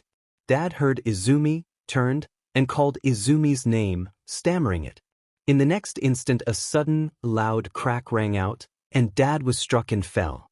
Izumi walked over and met his father's gaze just as the heartbeat in the room faded. It stopped. She sobbed as what seemed like a computer notification flashed through her mind. Inoichi was deceased. The message said he had been shot and that medications had been found in his system. And just as quickly as it came, it left. She stepped around the pool that had become their living room and went back upstairs, unsure what to make of any of it. A few minutes later, flashing lights appeared outside, and she hid under her bed. Someone knocked, but she was too afraid to answer. Officers forced their way into the house in a sudden, dramatic rush. She could not get it to stop. Every heartbeat seemed loud and close. She covered her ears and screamed until someone lifted her and carried her to an ambulance. Early that morning she was taken to the hospital. Her uncle explained that the incident was being treated as a homicide and that both her parents were dead. She wanted to speak, but her voice would not come. It took some time before she talked to anyone. After they moved away from the outskirts of Tokyo, she began to speak again and started to smile. It was not long before she began helping her uncle with his work once he learned what her quirk was. She was pulled out of a daydream when her uncle knocked on her door and told Izumi that food was in the kitchen if she wanted it. She looked at the clock. It read 1 a.m. She grumbled, rolled over, and closed her eyes. I went back to sleep. I heard him close my door and walk to his room. I could tell he was asleep as soon as his heartbeat slowed along with his breathing. That was the only way I could make myself feel safe. As long as I could hear his heartbeat, I was safe. It felt odd going to school without picking up Izumi from the side of the road at some point during the redacted. I said goodbye to Mom and got out of the car. The halls buzzed as I walked to class. Hayato greeted me as I walked through the door. I waved back, took my seat, and got my things out just as our teacher arrived. The day proceeded normally until lunch. Hayato pulled a phone from his pocket and asked if I had left it at his house. I confirmed that I had and thanked him while scrolling through my notifications. As Hayato walked away with his friends, I received a text from Detective Naomasa instructing me to come to the USJ facility on school grounds immediately. The message noted that the school had already cleared it. I grabbed my things and rushed out of the lunchroom. Hayato asked where I was going as I ran past, and I told him I had to go and would see him tomorrow without stopping. Because UA was a large campus, maps were posted throughout the school, and I used one to find the USJ facility as quickly as I could. I passed my locker to grab my jacket and paperwork and reached the facility within minutes. The area was cordoned off with caution tape, but officers lifted it after verifying my paperwork and allowed me inside. Dozens of officers were questioning students in their gym clothes. Detective Naomasa told me that Class 1A had been attacked during their field trip by a group calling themselves the League of Villains. When I asked about a motive, Naomasa said there was none so far, but their leader appeared determined to destroy All Might. He placed a hand on my shoulder as he passed by and asked me to meet him at the nurse's office in a few minutes, adding that it should not look like I was following him. I nodded in response. I made my rounds, asking a few students questions. I asked a girl with a long black ponytail whether any of the attackers had been notable villains. She said that, looking back, none of them stood out. They had seemed like street thugs. I thanked her and told her to inform one of the officers if she remembered anything else. As I walked away, she suggested I speak to Bakugo Katsuki, who had been at the center of the fight. It took me a minute, but I found Kaken near a small medical area set up to check on students. I sat down beside him and remarked that it looked like he'd had an eventful day. He muttered that it had taken me long enough to show up. Worried, I asked if he was okay. He insisted he was fine and refused to be beaten by a few street punks, his voice rough around the edges. I asked whether any of the attackers were recognizable faces from television or other cases. He snapped that he wasn't expected to know everything, then sighed and tried to recall details. He finally said that no one notable came to mind, but their leader had been someone called Shigaraki, and another was named Kurojiri. He shivered as he mentioned a monstrous being that had been present and admitted quietly that he hadn't stood a chance against it. I took a few last notes and stood. I told him I was glad he was all right and thanked him for answering my questions, admitting I had wondered if he would refuse. He said he had grown a lot to get where he was and stood up. He kept his head down and extended his hand. After a moment of hesitation, I smiled and shook it. He stumbled through an apology, admitting he was not good at them, and I laughed as we released the handshake. I told him I'd see him soon as I left the USJ facility to meet up with Detective Nao Mesa. He called back that I was a nerd, and I thought some things never changed. I hurried toward the nurse's office, replaying the details in my head. A group of villains had attacked a class on a field trip. Most seemed like street thugs who had acted with organization, jamming communications, and infiltrating the school's systems. Their motive was unclear, possibly money or fame, but a few individuals had stood out as particularly dangerous. The names Shigaraki and Kurojiri kept recurring. When I entered the nurse's office, I found Nao Mesa sitting beside a frail, blonde figure. I called for All Might, and Recovery Girl gently tapped me as she closed the door, indicating I had been too loud. I apologized and approached them. I summarized what I had learned. A group of thugs had attacked students who shared common interests, demonstrating an organization and capability beyond ordinary criminals. Jamming communications and accessing school archives suggested a mastermind. The apparent leader, Shigaraki, seemed to be fixated on the fall of All Might. A few accomplices, including someone named Kurojiri, had been dangerous enough to worry heroes. Nao Mesa listened and nodded as I finished. All Might added that there had been a third major threat, a creature called a Nomu, a mutant built with multiple quirks that had pushed him past his limit that day.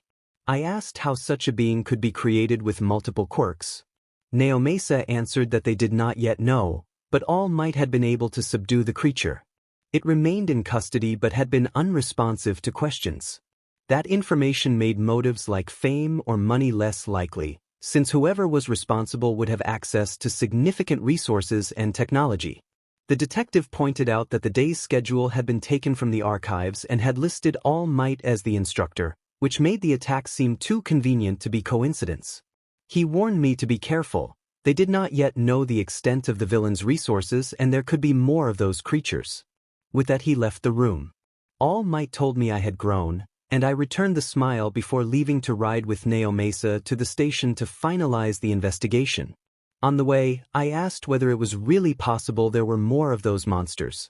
Nao Mesa admitted it was a real possibility but reassured me that they would handle it, and then he turned on the sirens and we moved through traffic. We arrived at HQ and briskly walked inside. Detective Nao Mesa led me to an elevator and swiped his ID. The door opened and he pressed the lowest button. He told me we were heading down to the facility's maximum security containment area, second only to Tartarus. He warned that there was no room for error down there. A single mistake could cost thousands of lives, and he asked if he had made himself clear. I gave a brisk nod and looked forward as the door opened to reveal that the elevator had come to rest inside a security cage.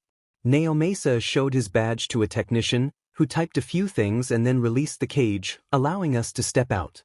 Nao Mesa moved quickly. I had to jog to keep up as we reached a heavy steel door. He swiped his ID, entered a code, and completed a retinal scan. Large metal gears whined as the door opened into a room that could have been a space control center. Dozens of people at desks surrounded by monitors, and beyond them a thick concrete enclosure with a single chair inside. The thing in the chair was dark purple and muscular, the light catching the planes of its body. It had no human mouth. Instead it had a beak-like structure and eyes set on the sides of its head. There was an unusual bulge at the top of its skull. The overall effect was alien rather than human. Naomasa walked over to a console and examined the screen, commenting that the subject had a fierce appearance. A technician approached and reported that there was no movement from the subject and that it seemed unable to communicate. She handed Naomasa a clipboard, and he asked to be put on the room's speaker system.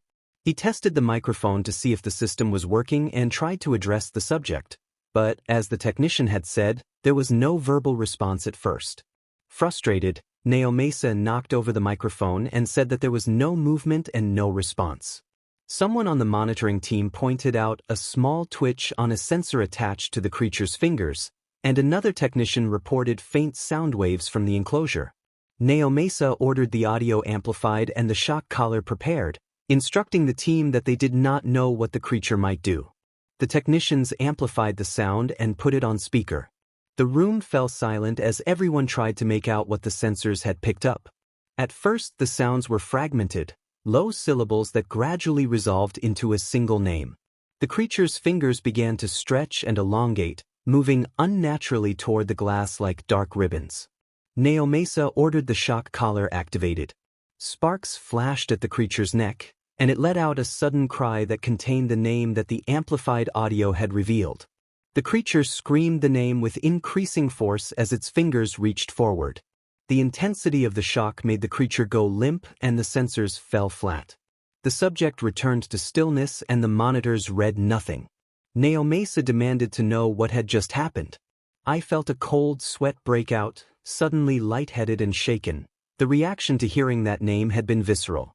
A hand steadied me as Naomasa asked if I was all right, and I could barely speak because my mouth was dry.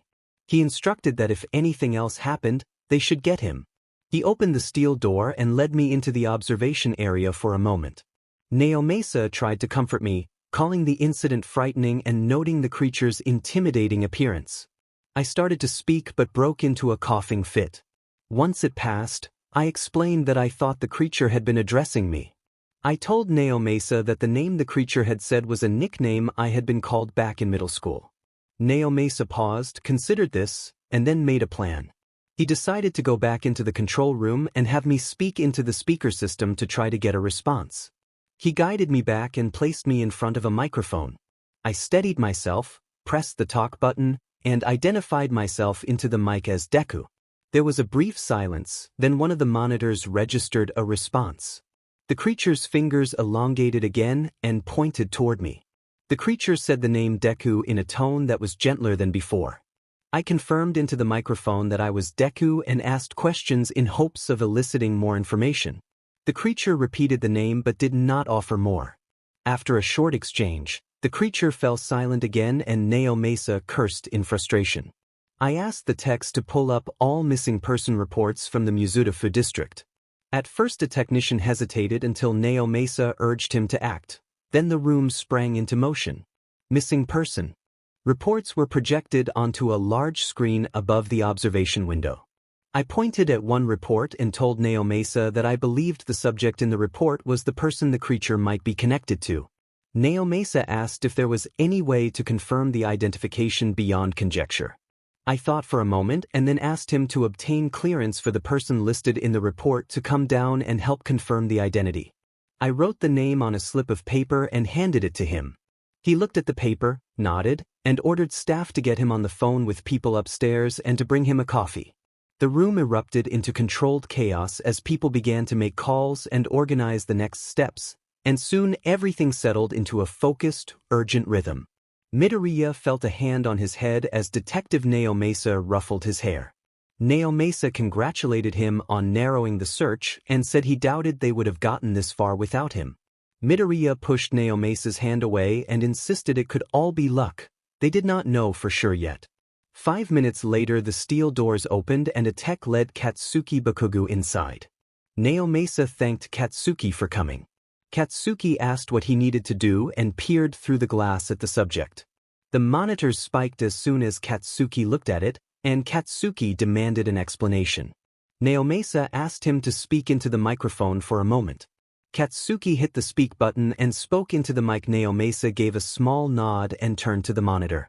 As Midoriya had seen earlier, the subject responded to the sound. At first it emitted fragments of syllables, then it formed a name and called out Katsuki, pointing at the glass. Katsuki shouted in disbelief and asked how the creature knew who he was.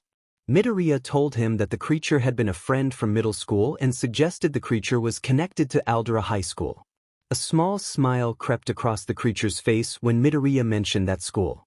Katsuki squinted and watched as the creature's fingers began to curl and move in a familiar way, the same gestures his old friend had used. Katsuki stepped back, stunned. Naomasa allowed himself a small cheer and quickly led Midoriya and Katsuki out. He brought them up in the elevator to his office and thanked Midoriya for his work, also thanking Katsuki for coming in to help. Katsuki waved and left soon after. Once Katsuki was gone, the mood in the office darkened as the reality of the situation settled over Midoriya. Naomasa said he had contacted the boy's parents and that they would be there shortly. He approached Midoriya, put a hand on his shoulder, and reassured him that nothing he could have predicted or prevented should be blamed on him. Naomasa reminded Midoriya that, although the boy had been his friend, Midoriya was not at fault. Midoriya thanked him. The phone rang and Naomasa answered. He told Midoriya that the parents were there and opened his office door to welcome them in. Two distressed parents entered and sat eagerly in front of Naomasa's desk. The mother asked if it was true and whether they had found their son. Naomasa said he was about to show them what they believed their son to be and played footage of the creature calling out. The father recognized his son's voice in the recording. He held his wife and smiled, telling her it sounded like their son even if it was a little different. Naomasa let them have a brief moment of hope, but then his expression darkened and his voice became serious as he addressed the parents. He explained that with the boy's current condition they could not keep him stable and subdued for long PRDS, and that they would have to make the difficult decision to end his suffering. The change in tone captured the parents' full attention. Midoriya blurted out in protest, outraged that they would consider ending the boy's life. Naomasa sharply ordered Midoriya to leave the office. Midoriya saw the parents trying to hold themselves together. The mother sniffled and leaned into her husband. Midoriya bowed his head and stepped outside. He went to the balcony and looked down at the people moving around below, cursing softly under his breath. He lingered there until he saw the parents leave, followed by Naomasa. Midoriya began to move to join them, but Naomasa motioned for him to stay. Midoriya initially felt hurt by the gesture, then realized the detective was trying to protect him. A voice came from behind Midoriya as someone leaned on the balcony rail. Izumi remarked that Midoriya was still too inexperienced to handle bodies falling around him, a blunt comment that irritated Midoriya. Midoriya snapped back that he had known the boy and that the boy had been friends with Kaken in middle school. Izumi took a deep breath, apologized for how he had come across, and suggested they start over. He snickered and offered a sarcastic, mock introduction of himself. Midoriya smiled a little, hoping the exchange would ease the tension. Midoriya laughed and reached to shake Izumi's hand, but Izumi pulled him into a hug. Midoriya hesitated at first and then returned the embrace. Izumi pushed him away after a moment and told him not to ever become like him, Naomasa, or anyone else there, insisting that they needed a little bit of innocence left. He leaned against the metal bar that separated them from the floor below. Midoriya slid next to him and asked when it had stopped bothering him. Izumi answered that it stopped once he realized there was nothing more he could have done to help them. He added that this would never happen to Midoriya, that Midoriya would always think of something more he could have done, and snickered, guessing that Midoriya was thinking that very thing now. Midoriya asked what Izumi meant, and Izumi suggested that Midoriya believed he could help the kid downstairs more. Midoriya was about to argue that the kid did not deserve what happened to him when Izumi cut him off. Izumi reminded Midoriya that the boy would get to see his family again and that they would be together, and that the boy's world had been wrecked by people who used him as a tool. Midoriya insisted that the boy should be allowed to make his own decision, but Izumi said that Midoriya had been there and had seen how broken the boy was, unable to form a cohesive thought. Midoriya countered that he had done more than see, he had listened and felt the hurt, and that the boy had been robbed of everything. Midoriya accused them of becoming worse than those who had used the boy if they would take the boy's life without guilt or emotion. Midoriya produced his gun and shoved it into Izumi's hand, forcing Izumi to look down and then back at him as he felt the trigger and pointed the barrel back at Midoriya. Midoriya pressed his forehead against the barrel and asked Izumi whether, if everything that made Izumi human were taken away, his mother, his friends, his free thought, turned into the tool he had spent his life opposing, would Izumi still want to be there? Midoriya asked if Izumi could be the one to pull the trigger.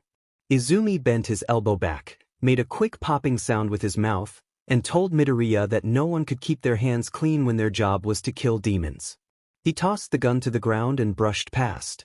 Midoriya spun and accused Izumi of wearing the same expression during the violent incident between his parents, asking whether it had been as simple as making a popping sound and walking away when one attacked the other and the other defended themselves.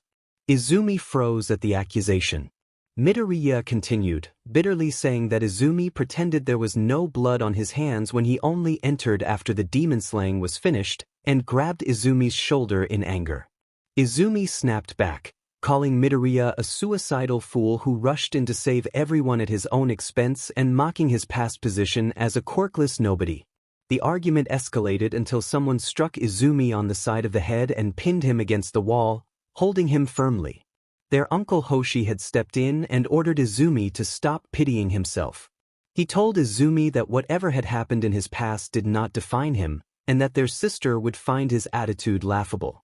Hoshi released him and explained that it was okay to cry because all life was precious. He reminded them that their role was to comfort and protect people, not to act as judge, jury, and executioner, and that losing human feeling would make them no different from those they opposed. Hoshi grabbed Izumi by the collar, tapped an imaginary gun to his temple with a popping gesture, and asked sharply what Izumi had said they did to those who were not human. He dropped Izumi to the ground and told him to grow up. Hoshi then turned to Midoriya and said that saving everyone was impossible and that there were forces beyond anyone's control. In that world of superpowers, everyone could die. He expressed hope that Midoriya would never be forced into a situation where he had to hold a gun to someone's head, but insisted that accepting things beyond control was necessary to grow. He reminded Midoriya that he was no longer the quirkless nobody he once was and urged both of them to move forward. After Hoshi's reprimand, Hoshi stormed off, leaving Midoriya and Izumi alone. Izumi slowly stood, brushed himself off, and glared at Midoriya. Midoriya returned the glare until Izumi turned and walked away. As Izumi passed Detective Naomasa, who stood with his head lowered, Naomasa tried to stop him and speak, but Izumi continued on before Naomasa could finish. Izuku continued to brush himself off as Naomasa entered his office and asked him to come in. He followed Naomasa to the desk while Naomasa sat and began typing. After a few keystrokes and the rumble of the printer, Naomasa collected the paper, signed it, and handed it over, explaining that 2 weeks of leave were mandatory and effective immediately. Izuku opened his mouth to argue but stopped when Naomasa gave him the same stern look as before. He lowered his head and, with a dry mouth, answered that he understood, then turned and dragged his feet out of the office. When Izuku reached for the doorknob, Naomasa called his name again and, in a low voice, told him that this was not a punishment but that he worried he had been pushing him too quickly. Izuku thanked him, cleared his throat, and left. Outside, Izuku took his train pass from his pocket, boarded the train, and went home. His mother greeted him from the kitchen and asked how his day had been. He let out a long sigh, retreated to his room, slammed the door, and collapsed face first onto his bed. He eventually fell asleep and was later woken by his alarm. He swore under his breath, threw on his uniform, and hurried downstairs to the running car. His mother started the engine and drove him to school as usual. They passed Izumi on the way. Izumi declined a ride, telling his conduct was fine and that he wanted some fresh air. Izuku watched them from the opposite window as his mother pulled off and drove away. His mother later asked if something unusual was going on between him and Izumi, but Izuku asked her to talk about it later and walked away. The school day began normally until it was time for him to leave for his internship. Being officially on leave, Izuku wandered the grounds and eventually found himself on the track field. Uraraka jogged up to him, out of breath, and he fell into step beside her.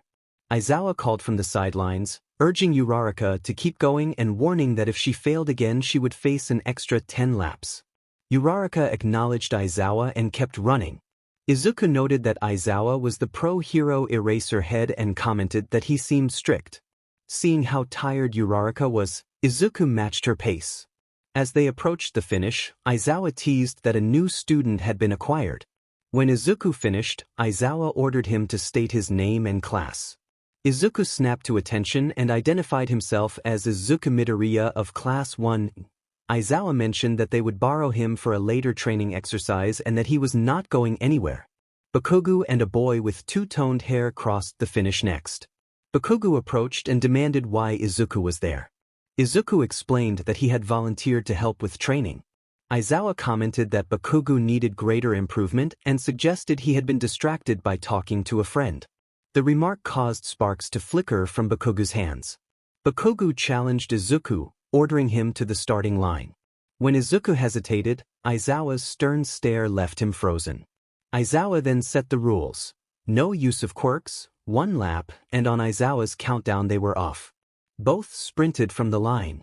Bakugo had a slight lead at first, but the course tested them with a series of obstacles.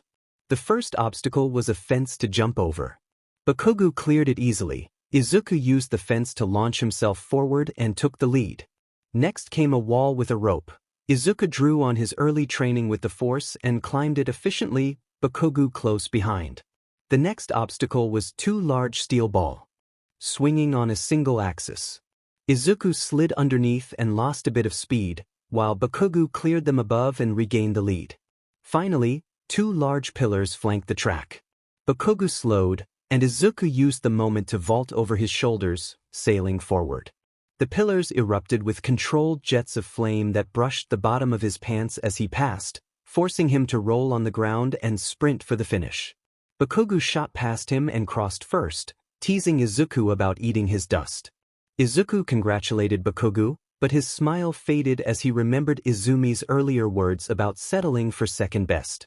Aizawa announced that Bakugo had beaten his previous time by almost 10 seconds. Uraraka walked up and praised Izuku's effort, using both his given name and his nickname, and Izuku wiped sweat from his face and said either name was fine.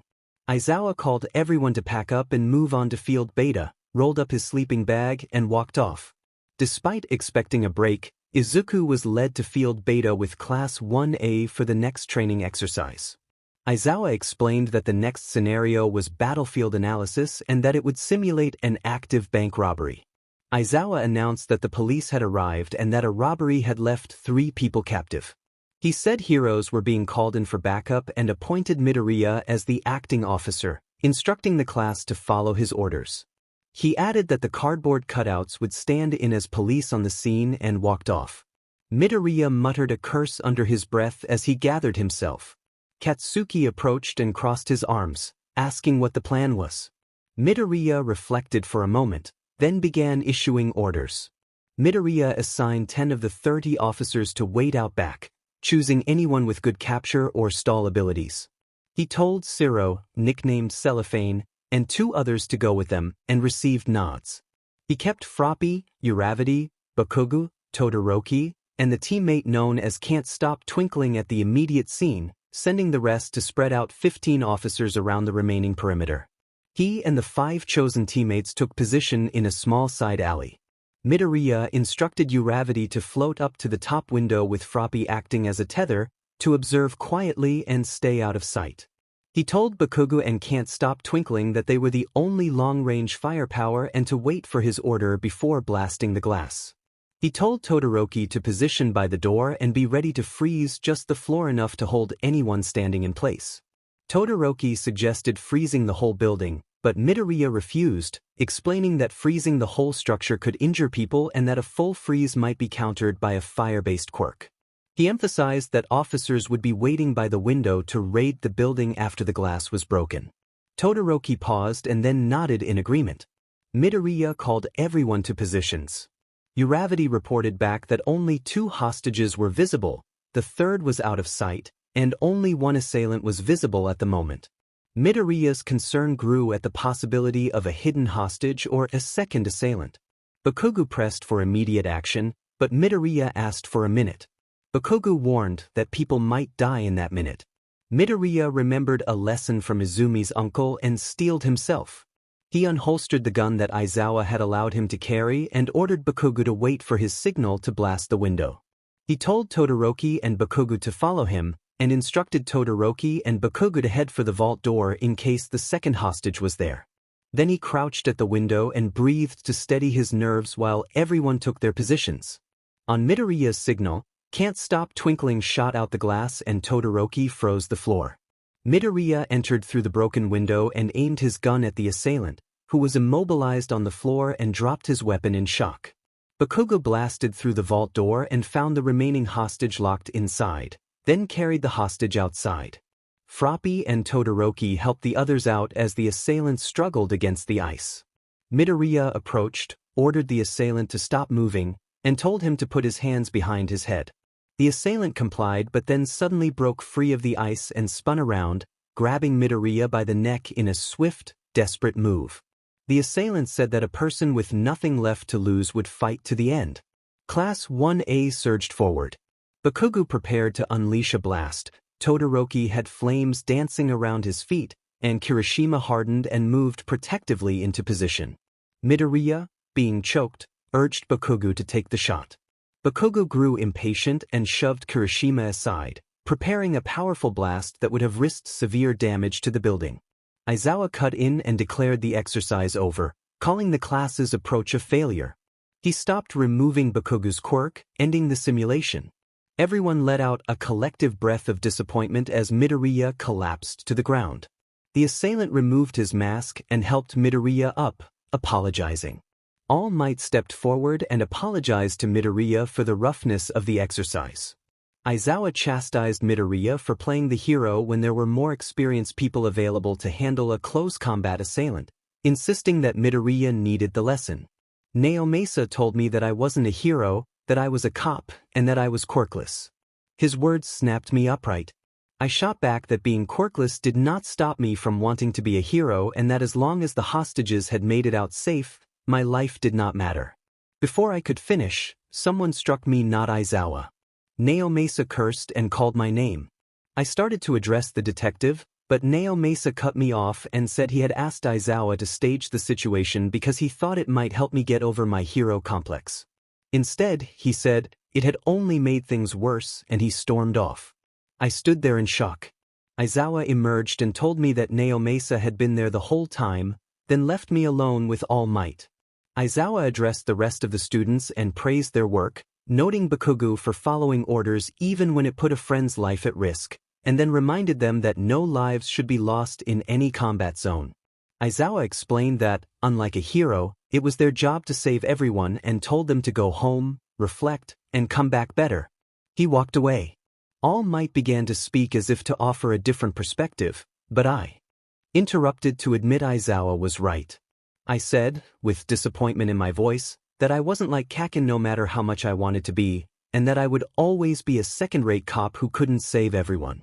I started to walk off of ground beta when I heard someone call after me. I turned and saw Mina, Kaminari, Siro, and Kirishima running to catch up.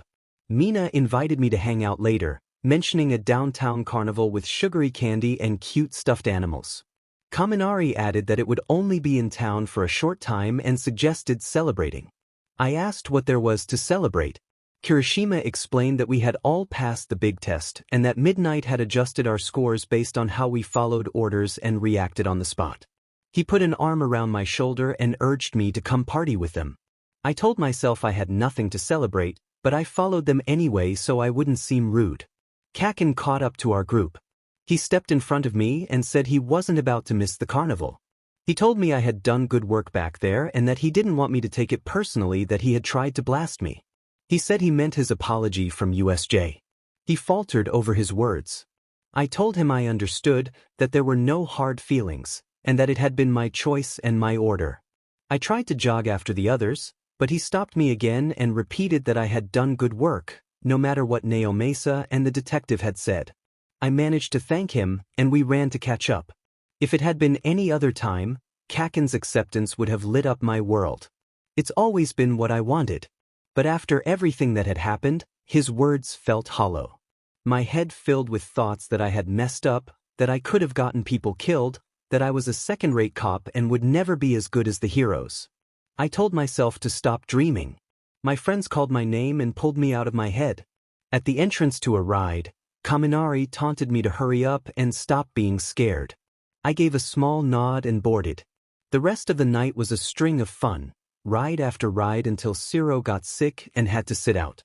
Bakugo dominated a basketball arcade game, leaving Kaminari in the dust after boasting about his skills.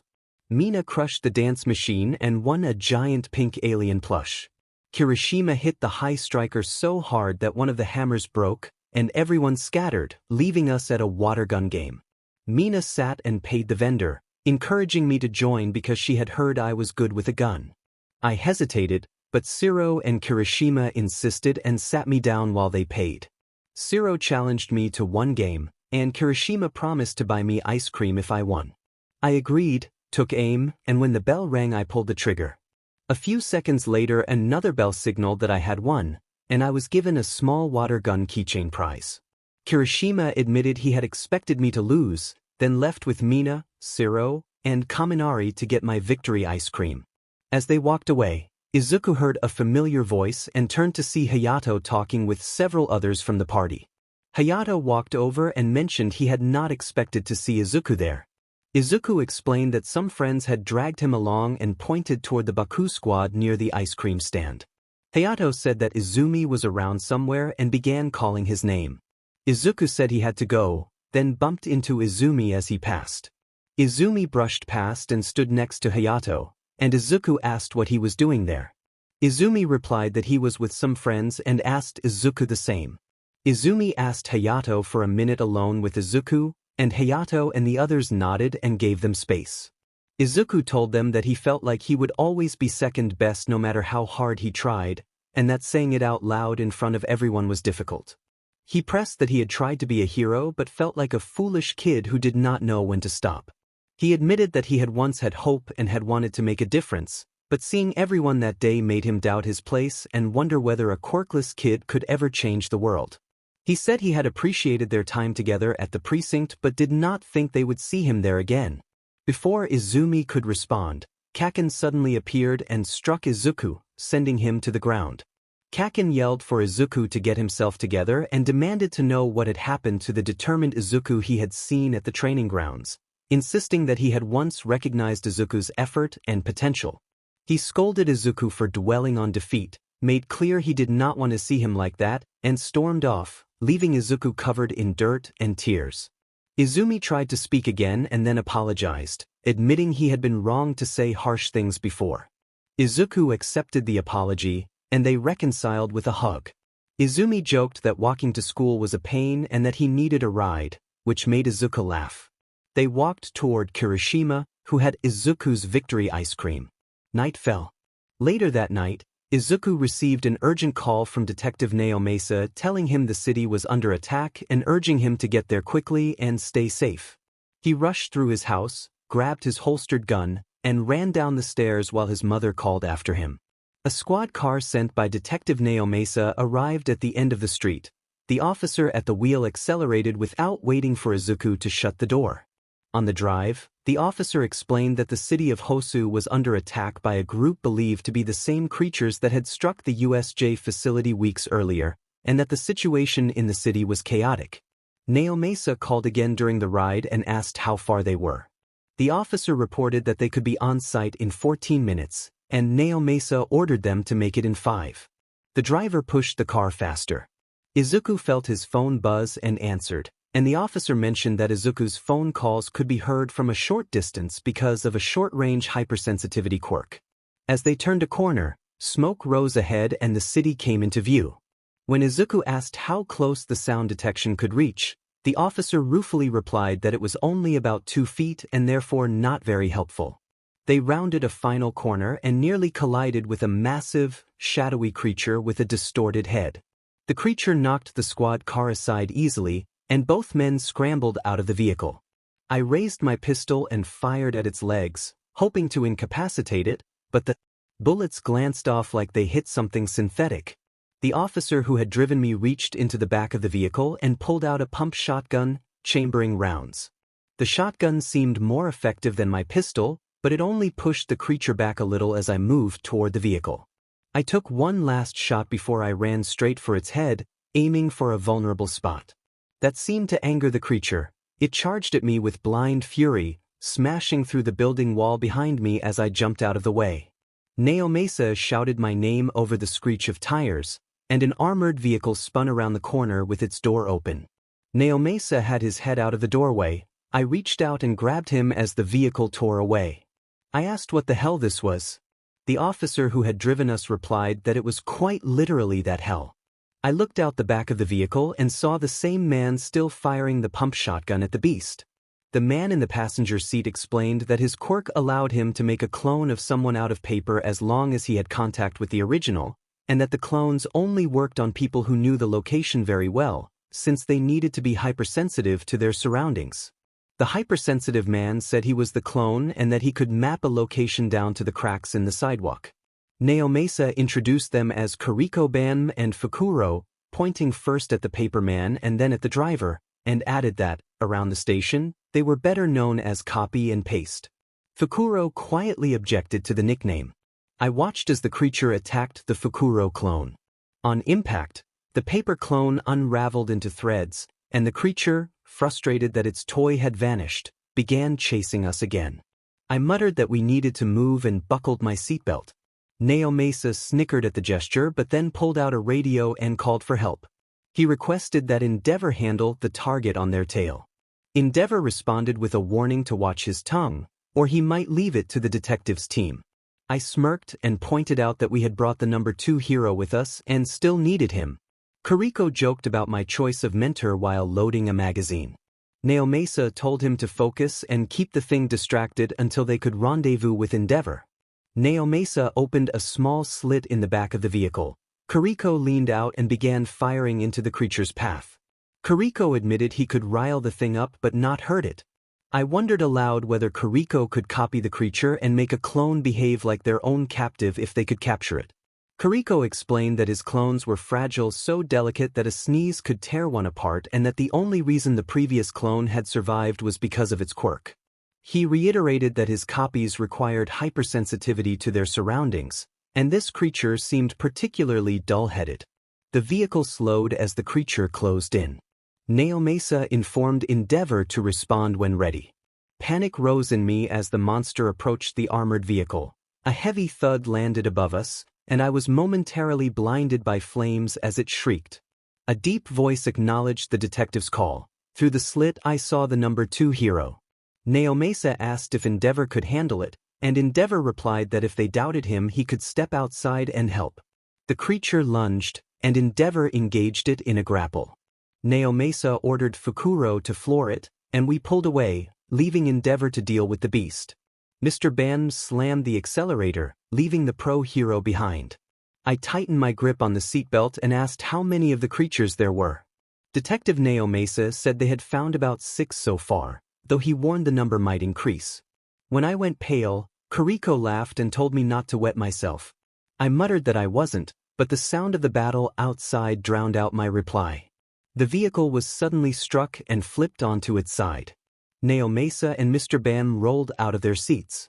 I told Naomasa that the seatbelt had helped as something scratched at the outside of the vehicle. I unbuckled carefully and opened one of the visual slits. A winged Nomu peered in through the crack, its massive eye fixed on me.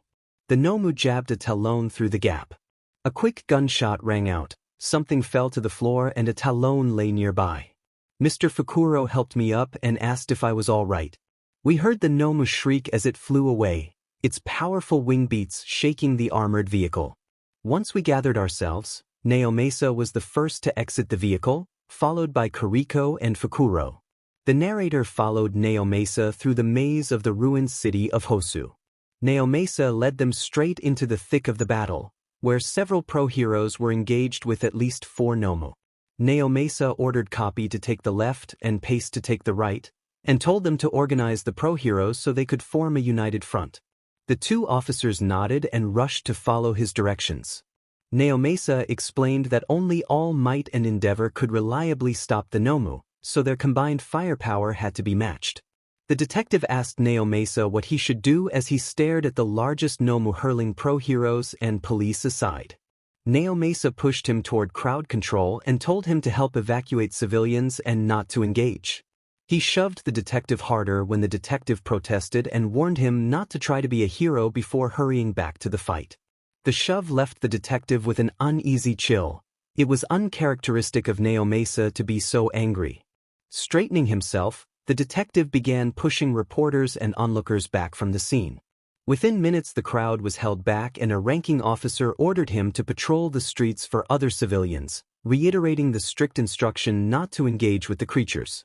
He ran through the streets, checking every corner, until a shout from an alley drew his attention. Peering around the corner, he saw 2 incapacitated pro-heroes. One was slumped against a wall and the other was pinned to the ground by an assailant wielding a blade. The detective initially recognized the pro-hero against the wall as native but could not identify the one on the ground. He checked his gun and reached for his radio, then hesitated. The detective stepped out into the alley, aimed his gun at the assailant, and announced his presence as a Hosu police officer. The assailant kept the other hero pinned with the blade and, without any visible signs of gore, casually wiped the weapon before turning to face the detective. He praised some members of the police as admirable and claimed he was purging the world of false heroes. He told the detective that if he stood in the way, he would be killed too, and leveled his blade in a threatening manner. The detective felt his arm shake and his mouth go dry, frozen until he could see the pinned hero's face. Recognizing Tenya Ida from UA, the detective's sense of duty returned. Seeing the hero in distress gave him the courage to move. He resolved that he had to save him, regardless of whether he was what the assailant called a false hero, because that was what heroes did.